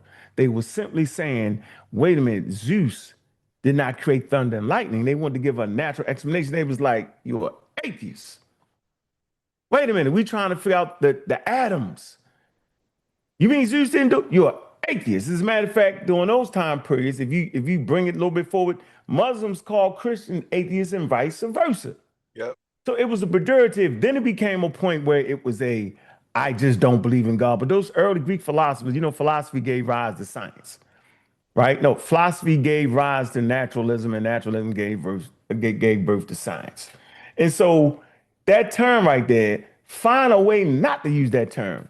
Find a way, because that term actually puts people in, like if I say monkey, you're like, what? If I say to you humans is monkeys, you're like, what? It's gonna throw you. Because it's the language. The language itself is not even prepared. The language is wrong. Because we're not actually monkeys that you think you're seeing, right? But in science, the words mean something a little bit different. Okay? So if I say tetralek, if I say this to you, look, right here, hold on. Right here. We never lost our fish. Donald Prothero. Mhm. Listen to that. Get this one. Donald Prothero. Got it. Yeah, serious Locked in. work. Yeah, get it audible. Donald Prothero, right? And this right here is tatalic. They say the fish that does push-ups. So actually, humans have never stopped being fish. You get that? That like you never That's leave. deep. We're a suppository. We're a museum of everything we evolved from. You know how they know? Males. We have hernias. Well, where does hernias come from? So if you go 350 million years ago, if you look at a fish, their testicles are near their brain, right? And as 350 million years pass, right, as we go through evolutionary time, evolutionary pressures, right, they kind of move down and weaken the stomach lining to where they end up where they are in Homo sapiens sapiens today. That's a scientific verifiable fact there. There's a cord that attaches to the brain of a fish and goes directly to their, I'll say their larynx, right? But over time, right, that particular wiring actually wraps down back around the heart and goes back up to the larynx again. Well, why was that? Well, when it was a fish, it was right there perfectly. But as it evolved over time, that particular line, that nerve, actually still serves its purpose and it works good enough. So that's how we know the things we actually, evolve. Like you never leave your, it's like a box inside of a box inside of a box. If I can explain it to you like that. You never actually leave that box. But there's social implications of saying you're a fish. So we're never running around saying we fish, and we never running around saying we monkeys. You just never would do that. So I'm saying the word atheist has a lot of baggage to it, and people will misrepresent you. I did it because I leaned into it, but the eloquence and grace of it is to be able to have your speech and say what you say, and then the person hit you, recognize it, man. Then they'll ask you, right? Then they'll have the conversation with me then. But I don't want you to judge me. So I never want people, I really want to have a conversation with people. That's why I respect Neil deGrasse, because he just never said it. I had to say it for this community because they thought it was such an egregious thing. And they would say, well, Africans never not did that. But wait a minute. No, there wasn't high levels nowhere on earth where you could actually monitor who was believing, who not believing, because it's a taboo in the community. It's a taboo to say what you're saying. Right? You wait a minute. We raised them to be good Christians. It was a taboo when I did the naming ceremony, the voodoo ceremony for my kids. And the grandparents was there, they was all there, and the preacher, I just asked the preacher one thing. Look, bro, don't put that oil on my baby's forehead. Now my sister might go for it because she was there. She had the ones, right? I said, don't do it. So I had the voodoo priest there. We did our thing. I read something. It was tight. This man get to doing the first thing he said, guess what he said? Good parents raise their kids under Christianity. I was like, what? I was like, shot one. I said, here we go. Here we go. Then he do the whole Christian thing, right? And he take that oil out of his pocket and he put it on my sister's baby, my nephew's head. And he went to do I say, hold on, bro, I told you don't do that. I say, first of all, you do a shot. Second point, you're disrespectful. My aunt was like, oh, here you go with that. And I was like, no, we ain't doing this because that man is not honest. I said, first of all, I didn't talk about whether you should be a Christian or not, or whether y'all should practice traditional spirituality. I said, I simply did my thing out of respect and honor, y'all. I wanted y'all to get a glimpse into where you came from. I said, this man up here is supposed to be a Christian, supposed to have all these values, right? This man go against respecting me. I told him, do not put the crazy food market oil on my kid's skin. Don't do it. It's a baby. You're going to break out. I said, but he did it anyway. I said, I'm not finishing the ceremony. My aunts and then they start crying. My grandmother was there looking at me. My grandma was like, because she know how I get down, right? Everybody like, I was like, you know what? I love y'all. I'm going to let him finish. But don't play. I say, and by the way, you christening ships. I said, it's not a Bible teaching. So they finished with it. I say this to say, stay strong in your wisdom. I forced my family, literally through academic discourse, to pour libation at Thanksgiving. Right? Take a plant, we honor the ones that came before us. Right? I forced them into that, to call out the names of Grandma Rice. You know what I'm saying? Nana, Bobby West, yeah, that's my father. Bob, they love it, man. And then they say they prayer, and guess what I do when they say they prayer? They be praying, I be like, well, and everybody busts out laughing, right? So yeah, you know what I mean? I just wanted to let that out. No, we appreciate that. I want to let that out, you know what I mean? But stay strong in where you at, and you're going to grow, you're going to change. Remember, science is not actually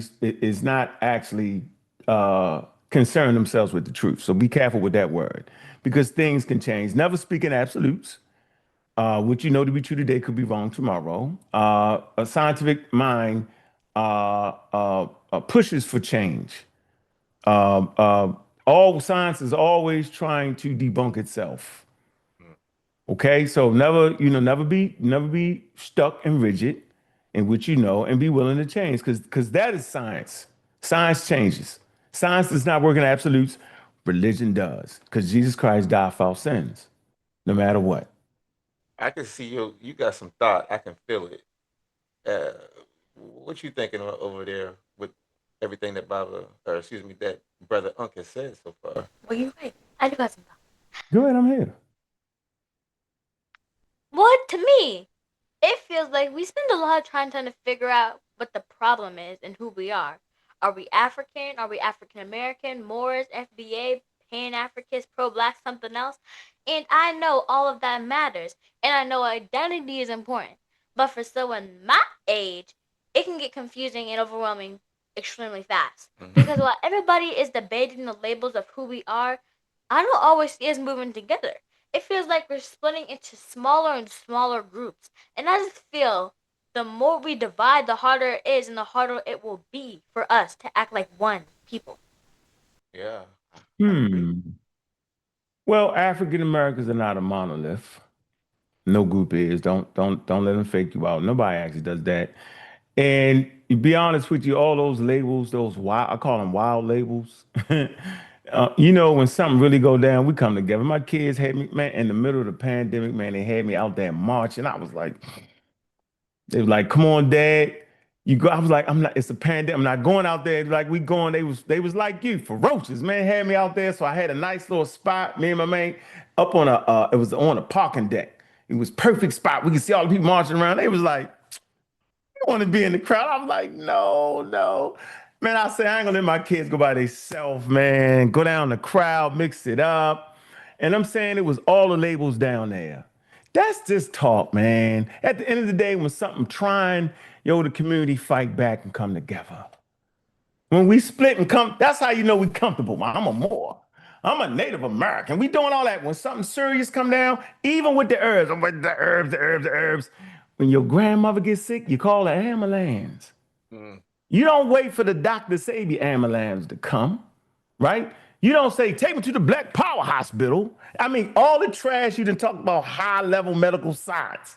When the rubber meets the road, everybody be like this, sitting in the waiting room.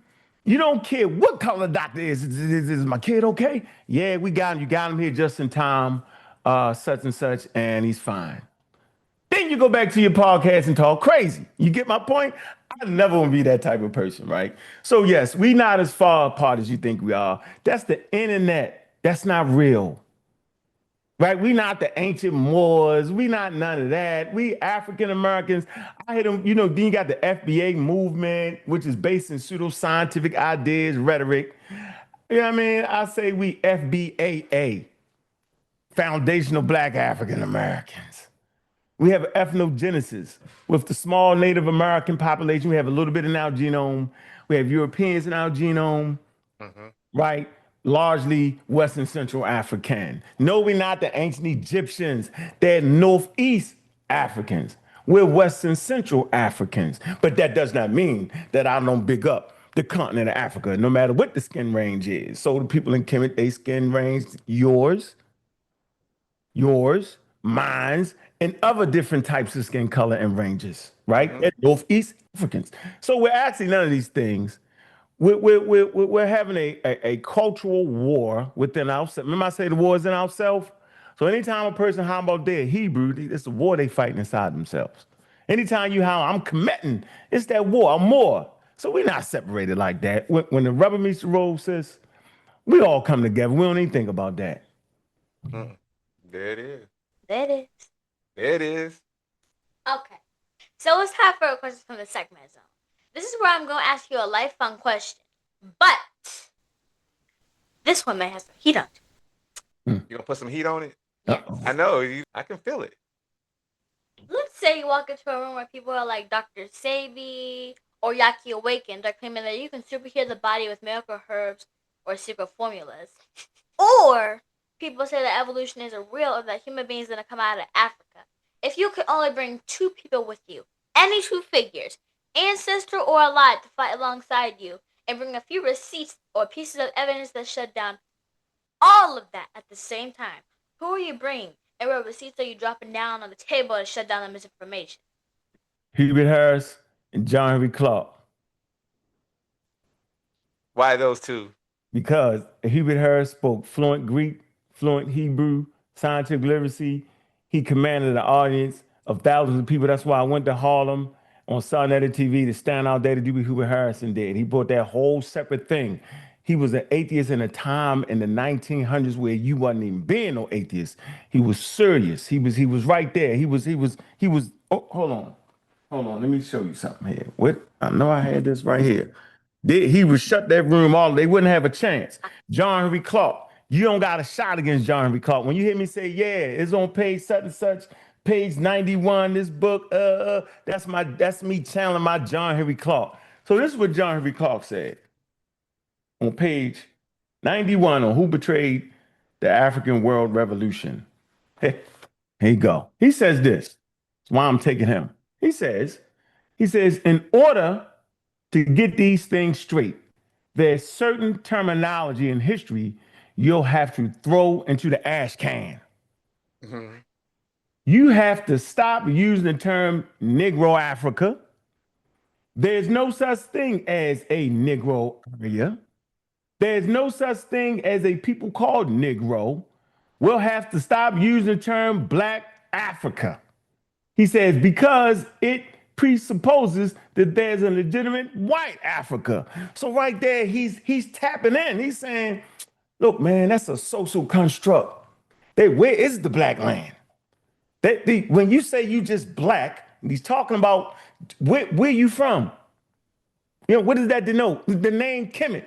People will say that the name Kemet means the land of the black people. Well, when you go to Africa, ain't nothing but what you would consider to be black people, right? So then where's the distinguishing factor? What brings out the Africanness? The land itself, right? The black land, right? The land with the black soil, the black dirt, it connects them to their indigenousness, right? Because right there from space, you can see the black land, right? It attached them to their religion, growth and development, right? Out of building strong African farming communities, of the blackness of the rich soil, the compost, the river, with the river's a mighty river, and things will go into the river.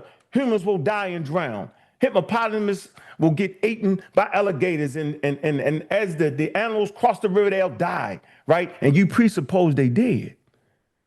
And then during the annual flooding, that mix of death and destruction is actually food that will spill over to the banks. And out of that rich nutrients of what you consider death, it gives life.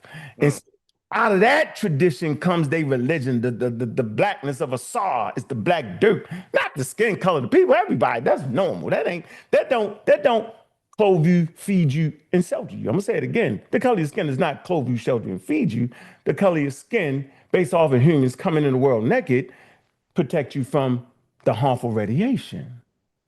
Okay, but that black soil gave life. It gave ideas. And so what? That seeds come from Western Asia. That's not an issue, because by the time these particular grains come from Western Asia, right? They're packaged in an indigenous African way of doing business, African way of farming. And so the very nature of the blackness is really the soil, because the soil gave them what? Food, clothing, and shelter. So I'm taking Hubert Harrison and John Henry Clark because they were serious, right? He 1970, he telling you, no Africans created the racial construct. They created the pseudoscientific one-drop rule. I'm often asked the question, well, if you brought the Egyptians here today, would they be black? I say, do pseudoscience? You want me to use pseudoscience? Okay, so right there, they're gonna shut it down. Like we walking out with the victory. All right, Dr. Saban gonna be looking crazy. They done. Yeah, they done. And by the way, the vegans die first in our community. Just for the record, I'm just saying. That one more time. The vegans die first in the community. One more time for the vegans die first in the community. Way in the back. Right, but I'm saying it's about having a healthy diet. A lot of vegetables. Not a whole lot of, meats, right? But, balance. Vegetables every day, fruit and vegetables every day, nice balance, proteins, you know what I'm saying? But just straight up vegans, that's a white person thing. So that's another thing that white people brought to America. Go find an indigenous vegan tribe. They lied about the ancient Egyptians. The ancient Egyptians fished, they ate meat, they did all kind of things, right? The hunting communities, all that. So, yeah. Dr. Sebi. Yeah. Dr. Sebi and Yaki Awaken have a they have huge followings. I mean, Yeah, you you ain't know, gonna be passing. yeah, yeah. So what you're saying, I'm sure that a lot of people in that community wouldn't take kindly to it, right? Well, I mean, they should say go find an indigenous vegan community. Mm, That's Africa. They all claim in Africa now. Am I correct? that is correct. Right. They taking you back to the stuff. They wasn't vegans. Your teeth verifies you're not vegans. Your canines, the way they positioned, right? It's positioned just like other apes or primates, right? They position at the molars. You have your canines. All this is, we're omnivores, right? The different communities eat different things. That's why we don't food shame, Mm. right? They eat different than my granddaddy. He hunt the possum on the back porch. My great grandfather, grandpa, like, I ain't eating that. You trip, man. Yeah. But yeah, I'm not. What I'm saying is, listen. Do what you want to do. But I wanted to answer her daggone question, man. We shutting it down with Hubert Harrison and John Henry Clark. We coming out there with the victory. Did Yaki Awakening? He gonna get beat down. I got him. He the young buck. Dr. Savior gonna get finished off, but John Henry Clark gonna call him a fool. Same way he called Farrakhan him a fool, right? Because he understood. He was there. He had scientific literacy. He understood the power of belief, right? And the superpowers of non-belief. See, I got a superpower. My superpower is I'm not trying to believe nothing you say. I'm skeptical. So I'm saying, sis, and brother Saw, if y'all can take anything from me, be skeptical of everything this community tells you. Be Okay. skeptical of what I'm telling you. Look up what I'm saying if you can. Verify it. Have questions. Ask, well, I don't like the way I mean, I like it doing like this. No. Yeah, see, put the eyes on him. I can see him. See, that's the superpower. You can see right through him. Nah, you over whooping. Nah. Yeah, no, we appreciate that. And Reya'Sekhmet, why don't you share your two warriors with Brother Unk and Man, what you see got? and match wits with Brother Unk? Okay. And I say that, Brother Unk, because a lot of people that watch her podcast, they be in the comments, man, and some people be thinking, and Reya'Sekhmet don't get off into the comments, and we don't share that, a lot of that, because there's a lot of people that support, but there's also people who don't pay. You can tell when somebody who don't watch the interview or one of her podcast episodes, they just in there to be heard and make comments and try to get clickbait. But anywho, I say that to say, there are some who think that, we be rehearsing her or feeding her this information, but this be coming off the top of the dome for her. You can So, tell. You can tell. I just want Reya'Sekhmet to share with you her two warriors. Matt, go ahead and look. If anybody think that Ryan Star got handcuffs on Reya'Sekhmet, I do not. You know what I'm saying? Go ahead and share and match wits with Brother Unk. Let's hear what your two warriors are. Yes, I'm putting you on the spot. Yeah. Absolutely. Okay. First, I'm bringing the answers to Dr. John Henry Clark because he taught us that history is not a place for magical shortcuts. He reminded us that our people have always used discipline, study, and real knowledge to solve real problems. And the receipt I dropped is his teaching that African history is human history, and you can't heal a community with myths that sound good but don't stand up to evidence. Second, where that power finger at? Second, I'm bringing the ancestor, Sheikh Auntie Joe, because he used science, radiocarbon testing, and genetics to prove Africa's central role in human history. And the receipt I dropped is the biological and genetic evidence showing that all Homo sapiens originate in Africa. And the evolution is not an opinion. It's a measurable, testable reality. Well, there it is. There it is. I think I'll get you because Diop didn't speak English, so you. Hey, it had to be translated. Yeah, we could get. Yeah, Diop's. He was like a mastermind. Yeah, he was a. He. You know what's funny to me? that he was not an Afrocentric or centrist. Mm-hmm. But his work became a calling card for Afrocentrists. And I be thinking, well, if you're gonna use his work as a calling card and to be an Afrocentrist, then wouldn't you become a scientist? He was a scientist. He was an astrophysicist.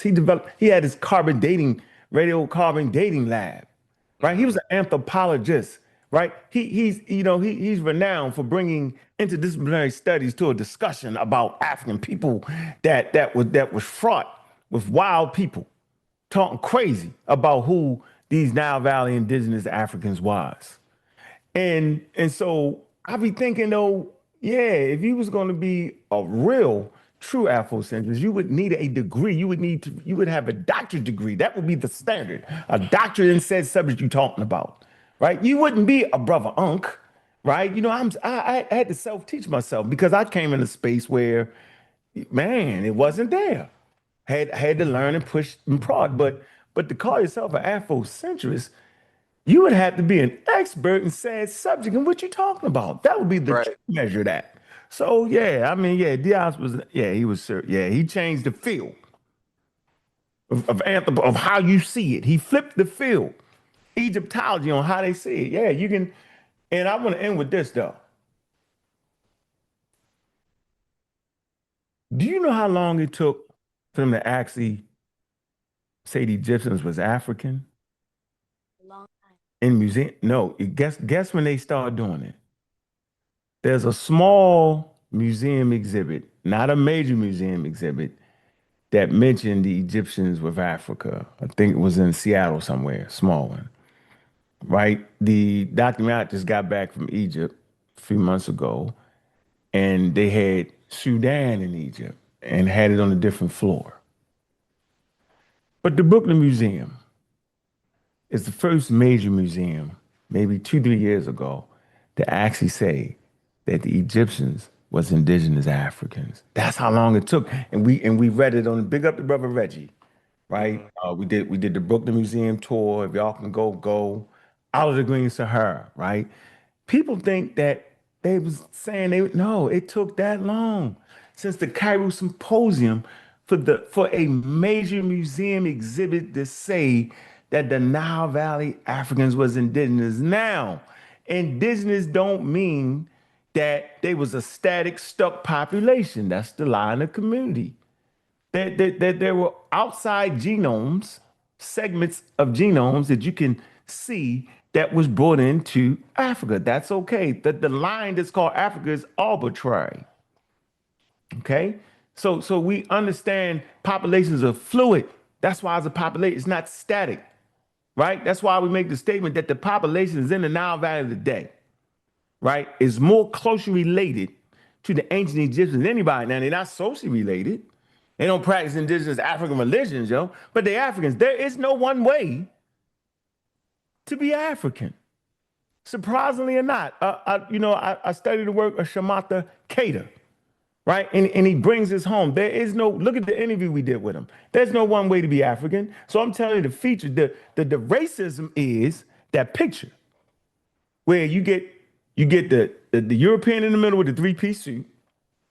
You get the Native American, you get the Aborigine, and you get the Negro. That's racism, right? You should have matched up a hunter-gatherer tribe from Europe with the hunter-gatherer tribe you show in West Africa, wearing they native stuff. That would have been a fair picture. But our mind can't get past that. We think to be 100% African, you got to have big lips and peppercorn hair and be short. Well, the pygmies built the pyramids. That's infideci. That's craziness, right? That's not legitimate. That's not backed in anthropological. He has not wrote the book. He has not read the works, the Bantu, Batwa, and history, West Central Africa, early times, 1900 CE to 1900. He has not read this work. Okay, they don't build the pygmies. That come from Albert Churchwood, where the pygmies went around the world and did all that. That's Albert Churchwood. That's premortal signs and symbols. That's not what that is. So has anyone ever? I don't mean to interrupt your flow, so pardon me, but I just want to ask this: has anyone ever challenged Infodici on that theory. I did on Sarnetta's TV, and I had to leave.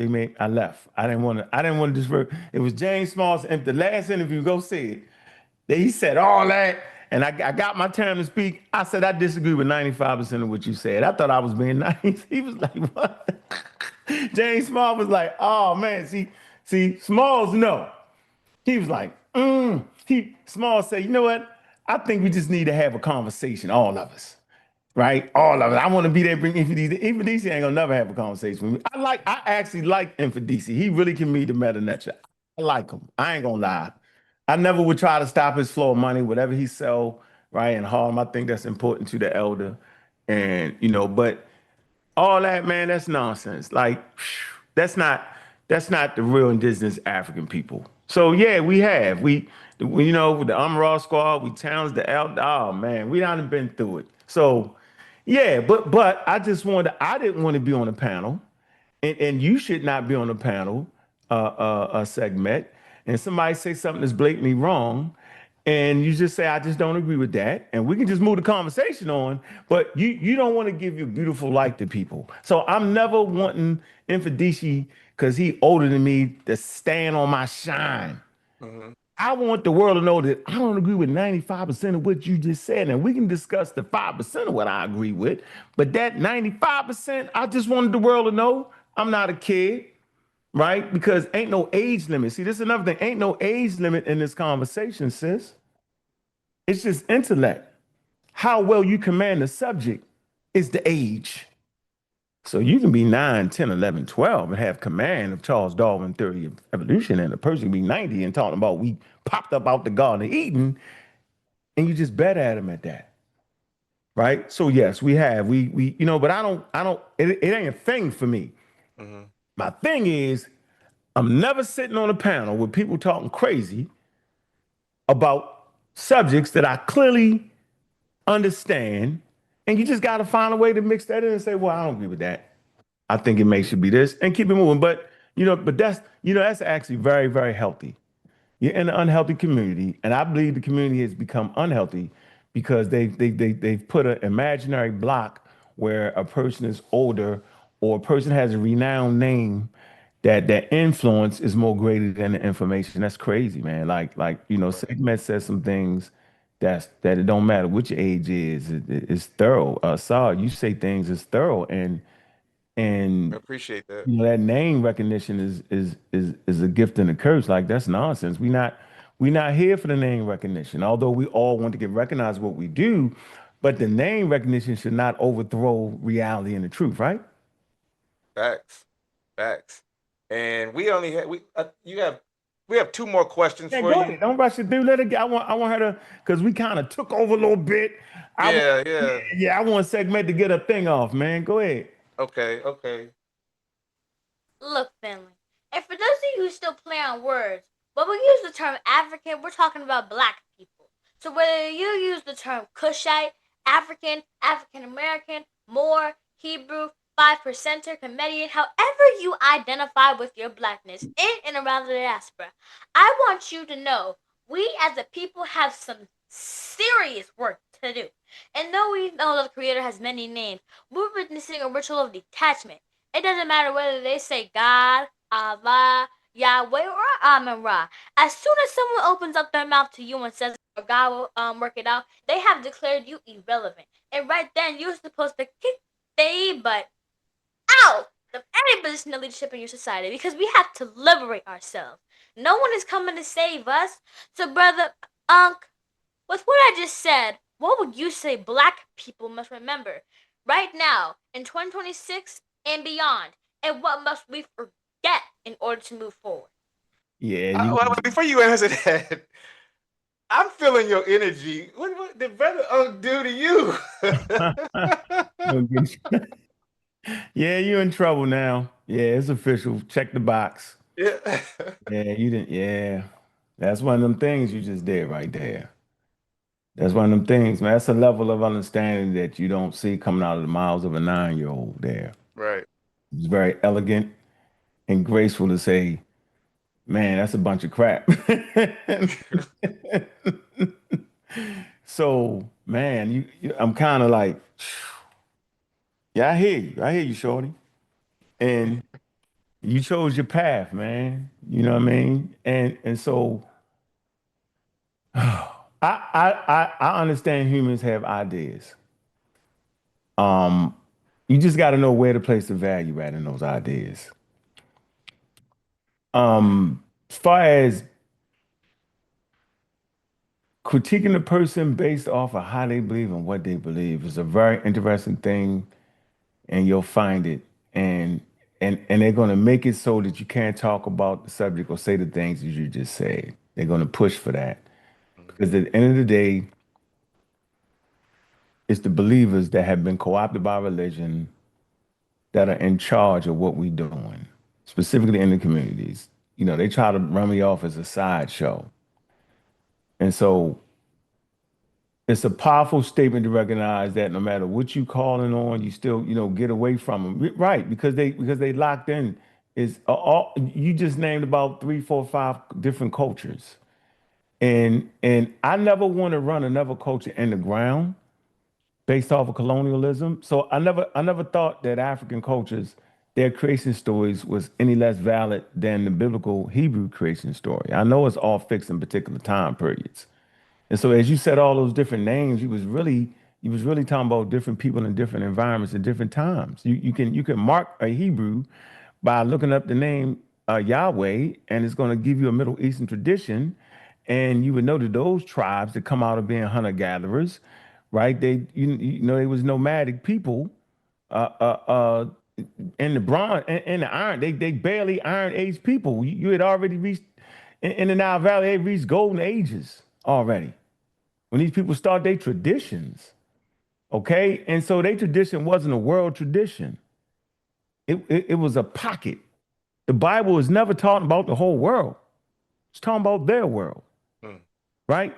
And disrespect of other people's world because they claim to have the God. They claim to have the idea. They claim to have the concept, but never met the whole world. They never went to Australia and talked to them. They never went to the Americas and talked to the Olmec people, which are not African, right? You know what I'm saying? They never talked to the Apache, right? They never went anywhere. They never circumnavigated the globe like Charles Darwin did to make his assertion that Africa would be the starting place of humanity because he went around the world. And as he went around the world, his ideas changed. He felt like European culture should be taught everywhere that it was superior.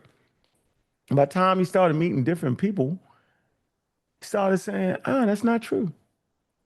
That if I taught them that language, my language, they could learn it and they're just as intelligent as me. Because he's seen different people. The biblical text was written in an environment of ignorance. They had not known the world yet. The Greeks live in a tradition they have not known. The Egyptians did not know the world. They knew their world. And so the statement you made was a world statement that only people like me and you could really get. So, man, I don't even think you had a question behind that, right? You just was basically saying what I say about that. What I just said. Yeah, I'm be honest with you. You don't have to respect other people's traditions. Just don't disrespect them. You get it? Like I don't gotta respect that you think Jesus is the God of the world. I don't respect that. But I'm not gonna disrespect you. I think you can have that.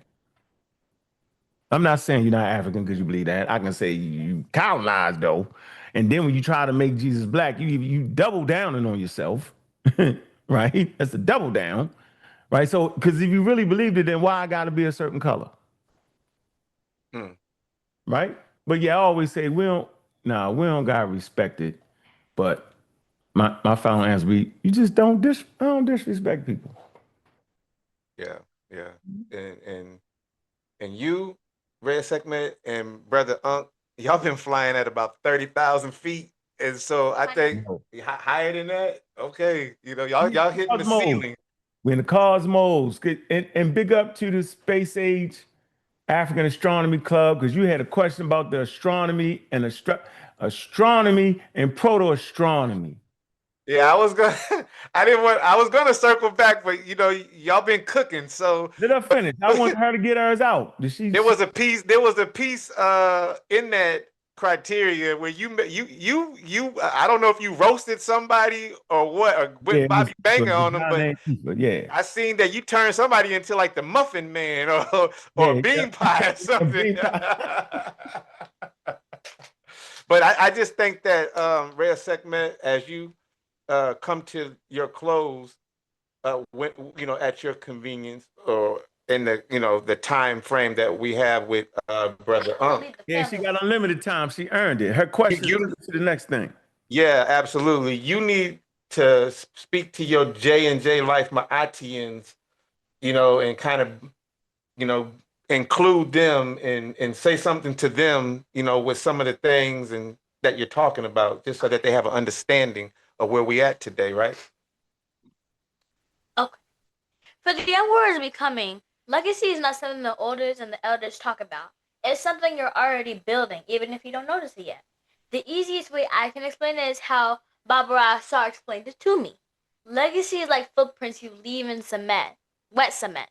You might walk away, you might grow up, you might forget you even sat there, but the mark stays.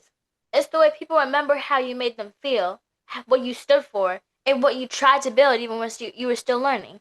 And I'm only 9, so my cement is still soft. But every question I ask, every truth I try to understand, and every time I stand up, even when I'm nervous, that's a footprint.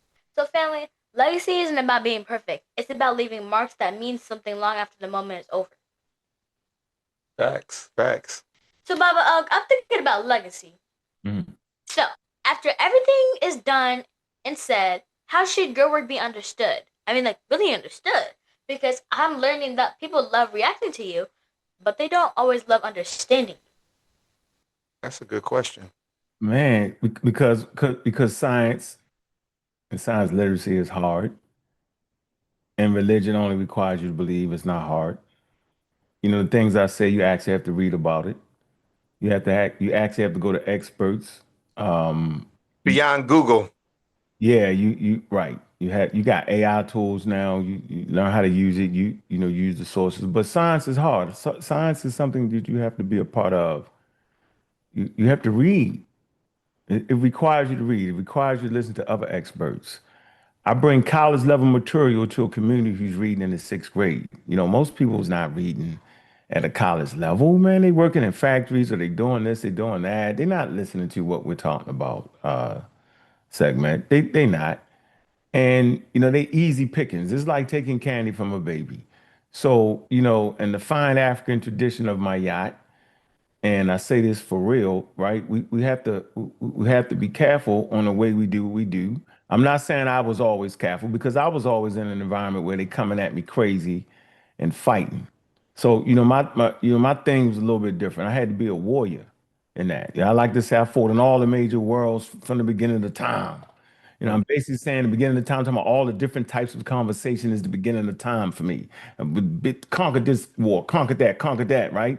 And I did it with science literacy. So, I would just basically say that, however we give this message out, it has to be done with elegance and grace. Our people aren't ready for it, right? Because they're asleep. And it's like the Marine Corps, snatch them out the bed. They don't got to say, come on, you gotta get up. Come on. No, that's not what's going on. You gotta get them up out of that. And then you gotta be smart enough to know that how was you thinking? You have to have empathy for our people. I have empathy for our people. I understand that I have empathy for Frances Cress Welsing. She didn't say a lot. Everything she said wasn't correct, but I have empathy for John Henry Clark and Dr. Ben and them. I put them in a proper place and time. I'm never taking my ideas that I know and putting them on them because I have more access to information. So I have empathy with that. There are some people that will take scientific truths and bash out elders. I don't think that makes sense, right? Because you got to give them time to grow, and they're going to be younger people such as yourself. They're going to say, "Well, Unc said such and such wasn't right." I'm saying just have empathy for me, right? And so I just want to say because this has been a powerful interview.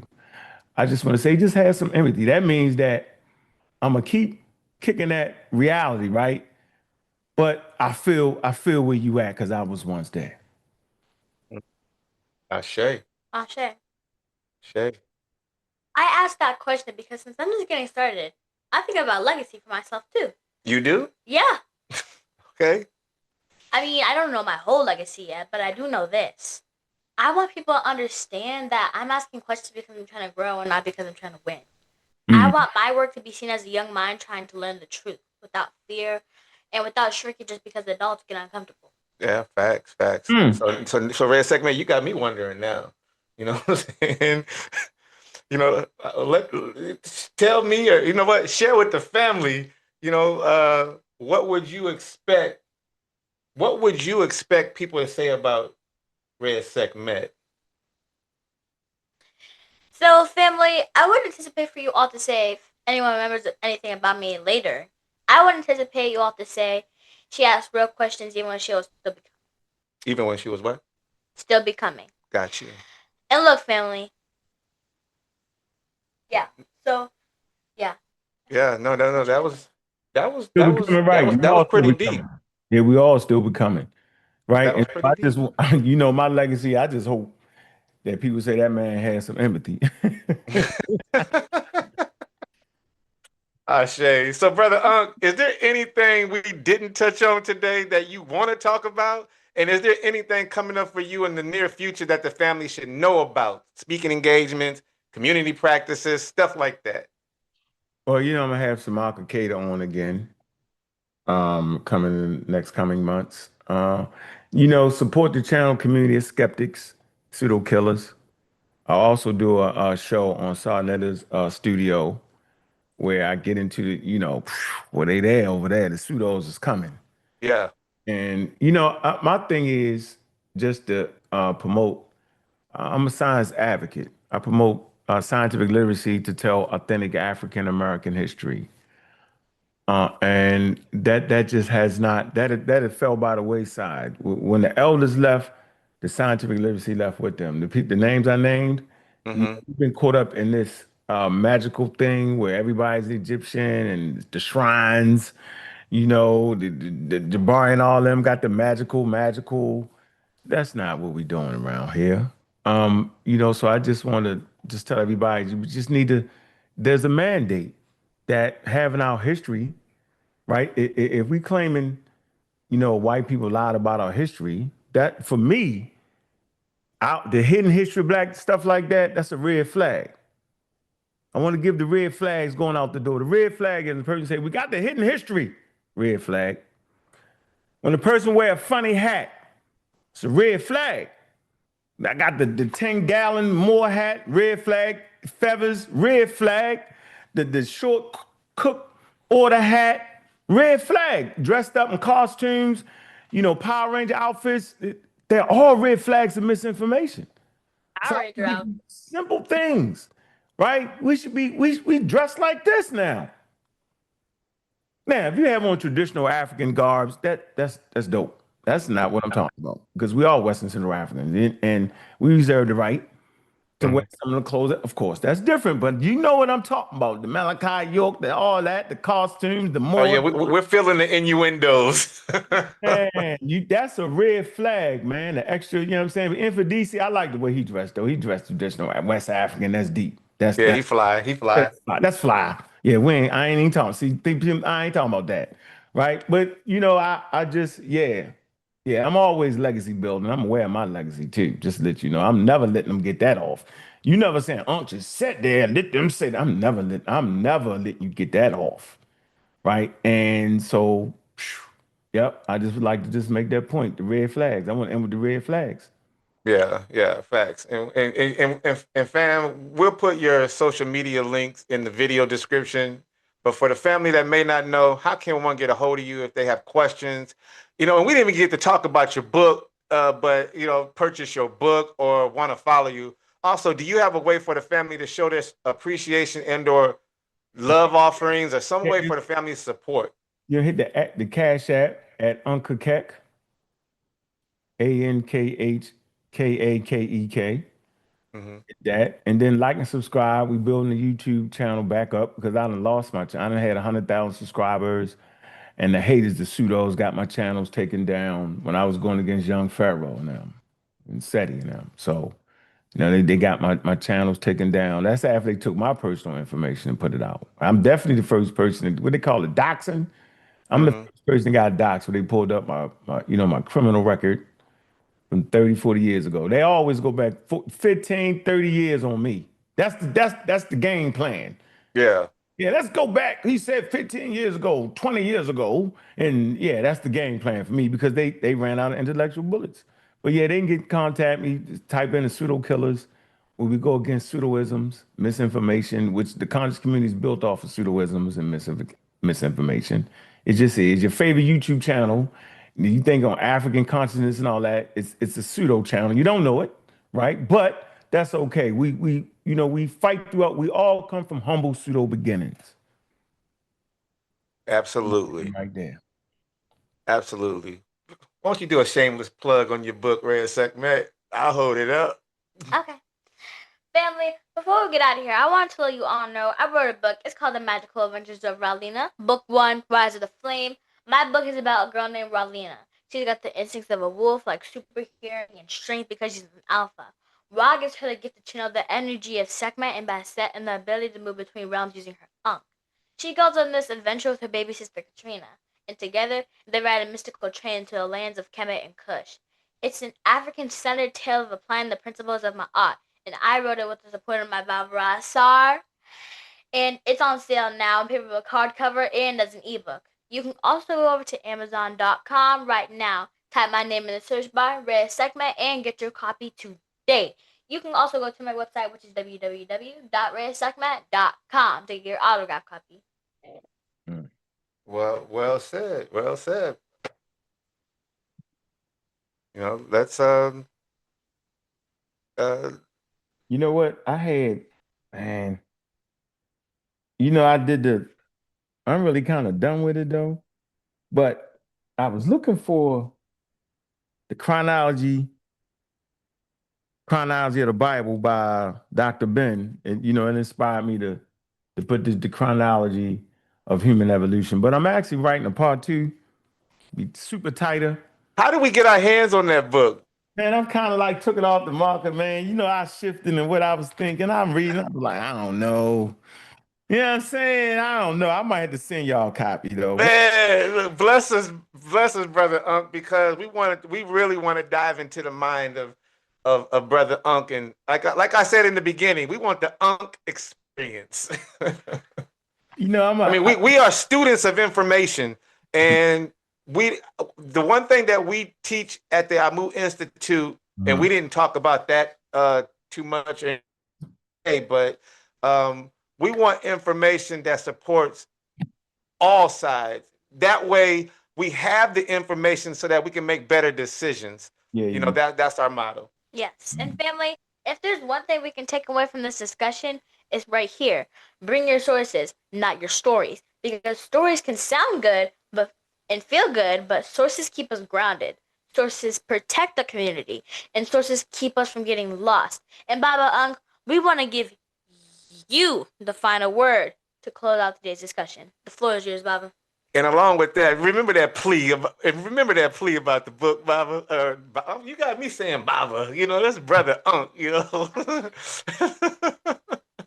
But yeah, you got the final word. But I just wanted to do the shameless ask on the book. I remember coming in the community where there was no sources, where people, the pseudos, could just say anything out their mouth. The red pills, the blue pills, the Inkies, the everybody, that's the generation I fought against. Dr. Sabies, nobody had to have a source. You just say it. Bobby Hemmett, Delbert Blairs, all of them was following the theocratical society, Madame Blavatsky and them, New Age. So nobody had sources. So I made that my thing. So whenever you hear somebody saying source up or shut up, I'm directly responsible for that. I wanted to name what it was. It was pseudoisms. It was misinformation. It was trying to represent science, but wasn't scientific. It was false. The word pseudo prefix is wrong. So I wanted to label because I seen that affluent communities, whether it be Indian, European, they will separate their academic standards from their those who fell by the wayside. Our community actually big up the misinformation and talked crazy about the academics. There was an anti-scientific climate. So I wanted to put science at the forefront of the discussion by never losing against a pseudo. A pseudo will attempt to say, don't look that up. Oh, you don't know the answer to that question? That's not true. There's plenty of questions I know the answer to. But just because I don't know doesn't mean I can't look it up. And it doesn't mean because I don't know that the field has not figured it out already. And if the field has not figured it out, we're not going to use the God of the gaps, meaning where there's a space we don't know. That doesn't mean that one day we won't know. And so misdirection, misinformation is what the community does on a regular basis. Hold them to a rigorous standard. Make them have a methodology about what they're doing. Make them stand on a square. Make them verify and show what they're talking about. That'll keep you out of a cult. That'll keep you out of misinformation. That'll keep you out of spreading the poison. What's the poison? The poison is the thing that goes against the mandate. What's the mandate? To have accurate history about African people on the continent of Africa, in world history, and in America. Keep everything solid. I appreciate you, Sekhmet and Asar. I appreciate everybody's growth, right? Especially you, sis. I appreciate your growth. What you think is the truth today, that may change. That's okay. That's part of growth. What I think is right today, more information will be brought to the table, and always be willing to change. Change is what the cosmos is about. 13 billion years, it's 13.5 or 13.7 years of change has occurred. Evolution is change over time, change in the frequency of the gene pool, variation, understanding a lot of different things is what helped Homo sapiens survive. So I just want to end with this, Black African power. Black African power. There it is. And they got the black power ring on. The superpowers activate. Boom. Wait. Let's do that one more time for the family. The activate. Yeah, the activate. The activate. Sacrifice and pay the price. B5 Hodier family, Reya'Sekhmet is out. Peace and love is the key. Ra represents the essence of truth, justice, harmony, balance, order, and arrangement, which is prosperity and righteousness. J&J-Life podcast. The J&J-Life podcast was created to give the family a place and platform to embrace their spiritual awakening and consciousness. J&J-Life is dedicated to showcasing the beauty of our culture, educating our people and those that want to learn this work. Smash that like button. Peace and love is Nikki.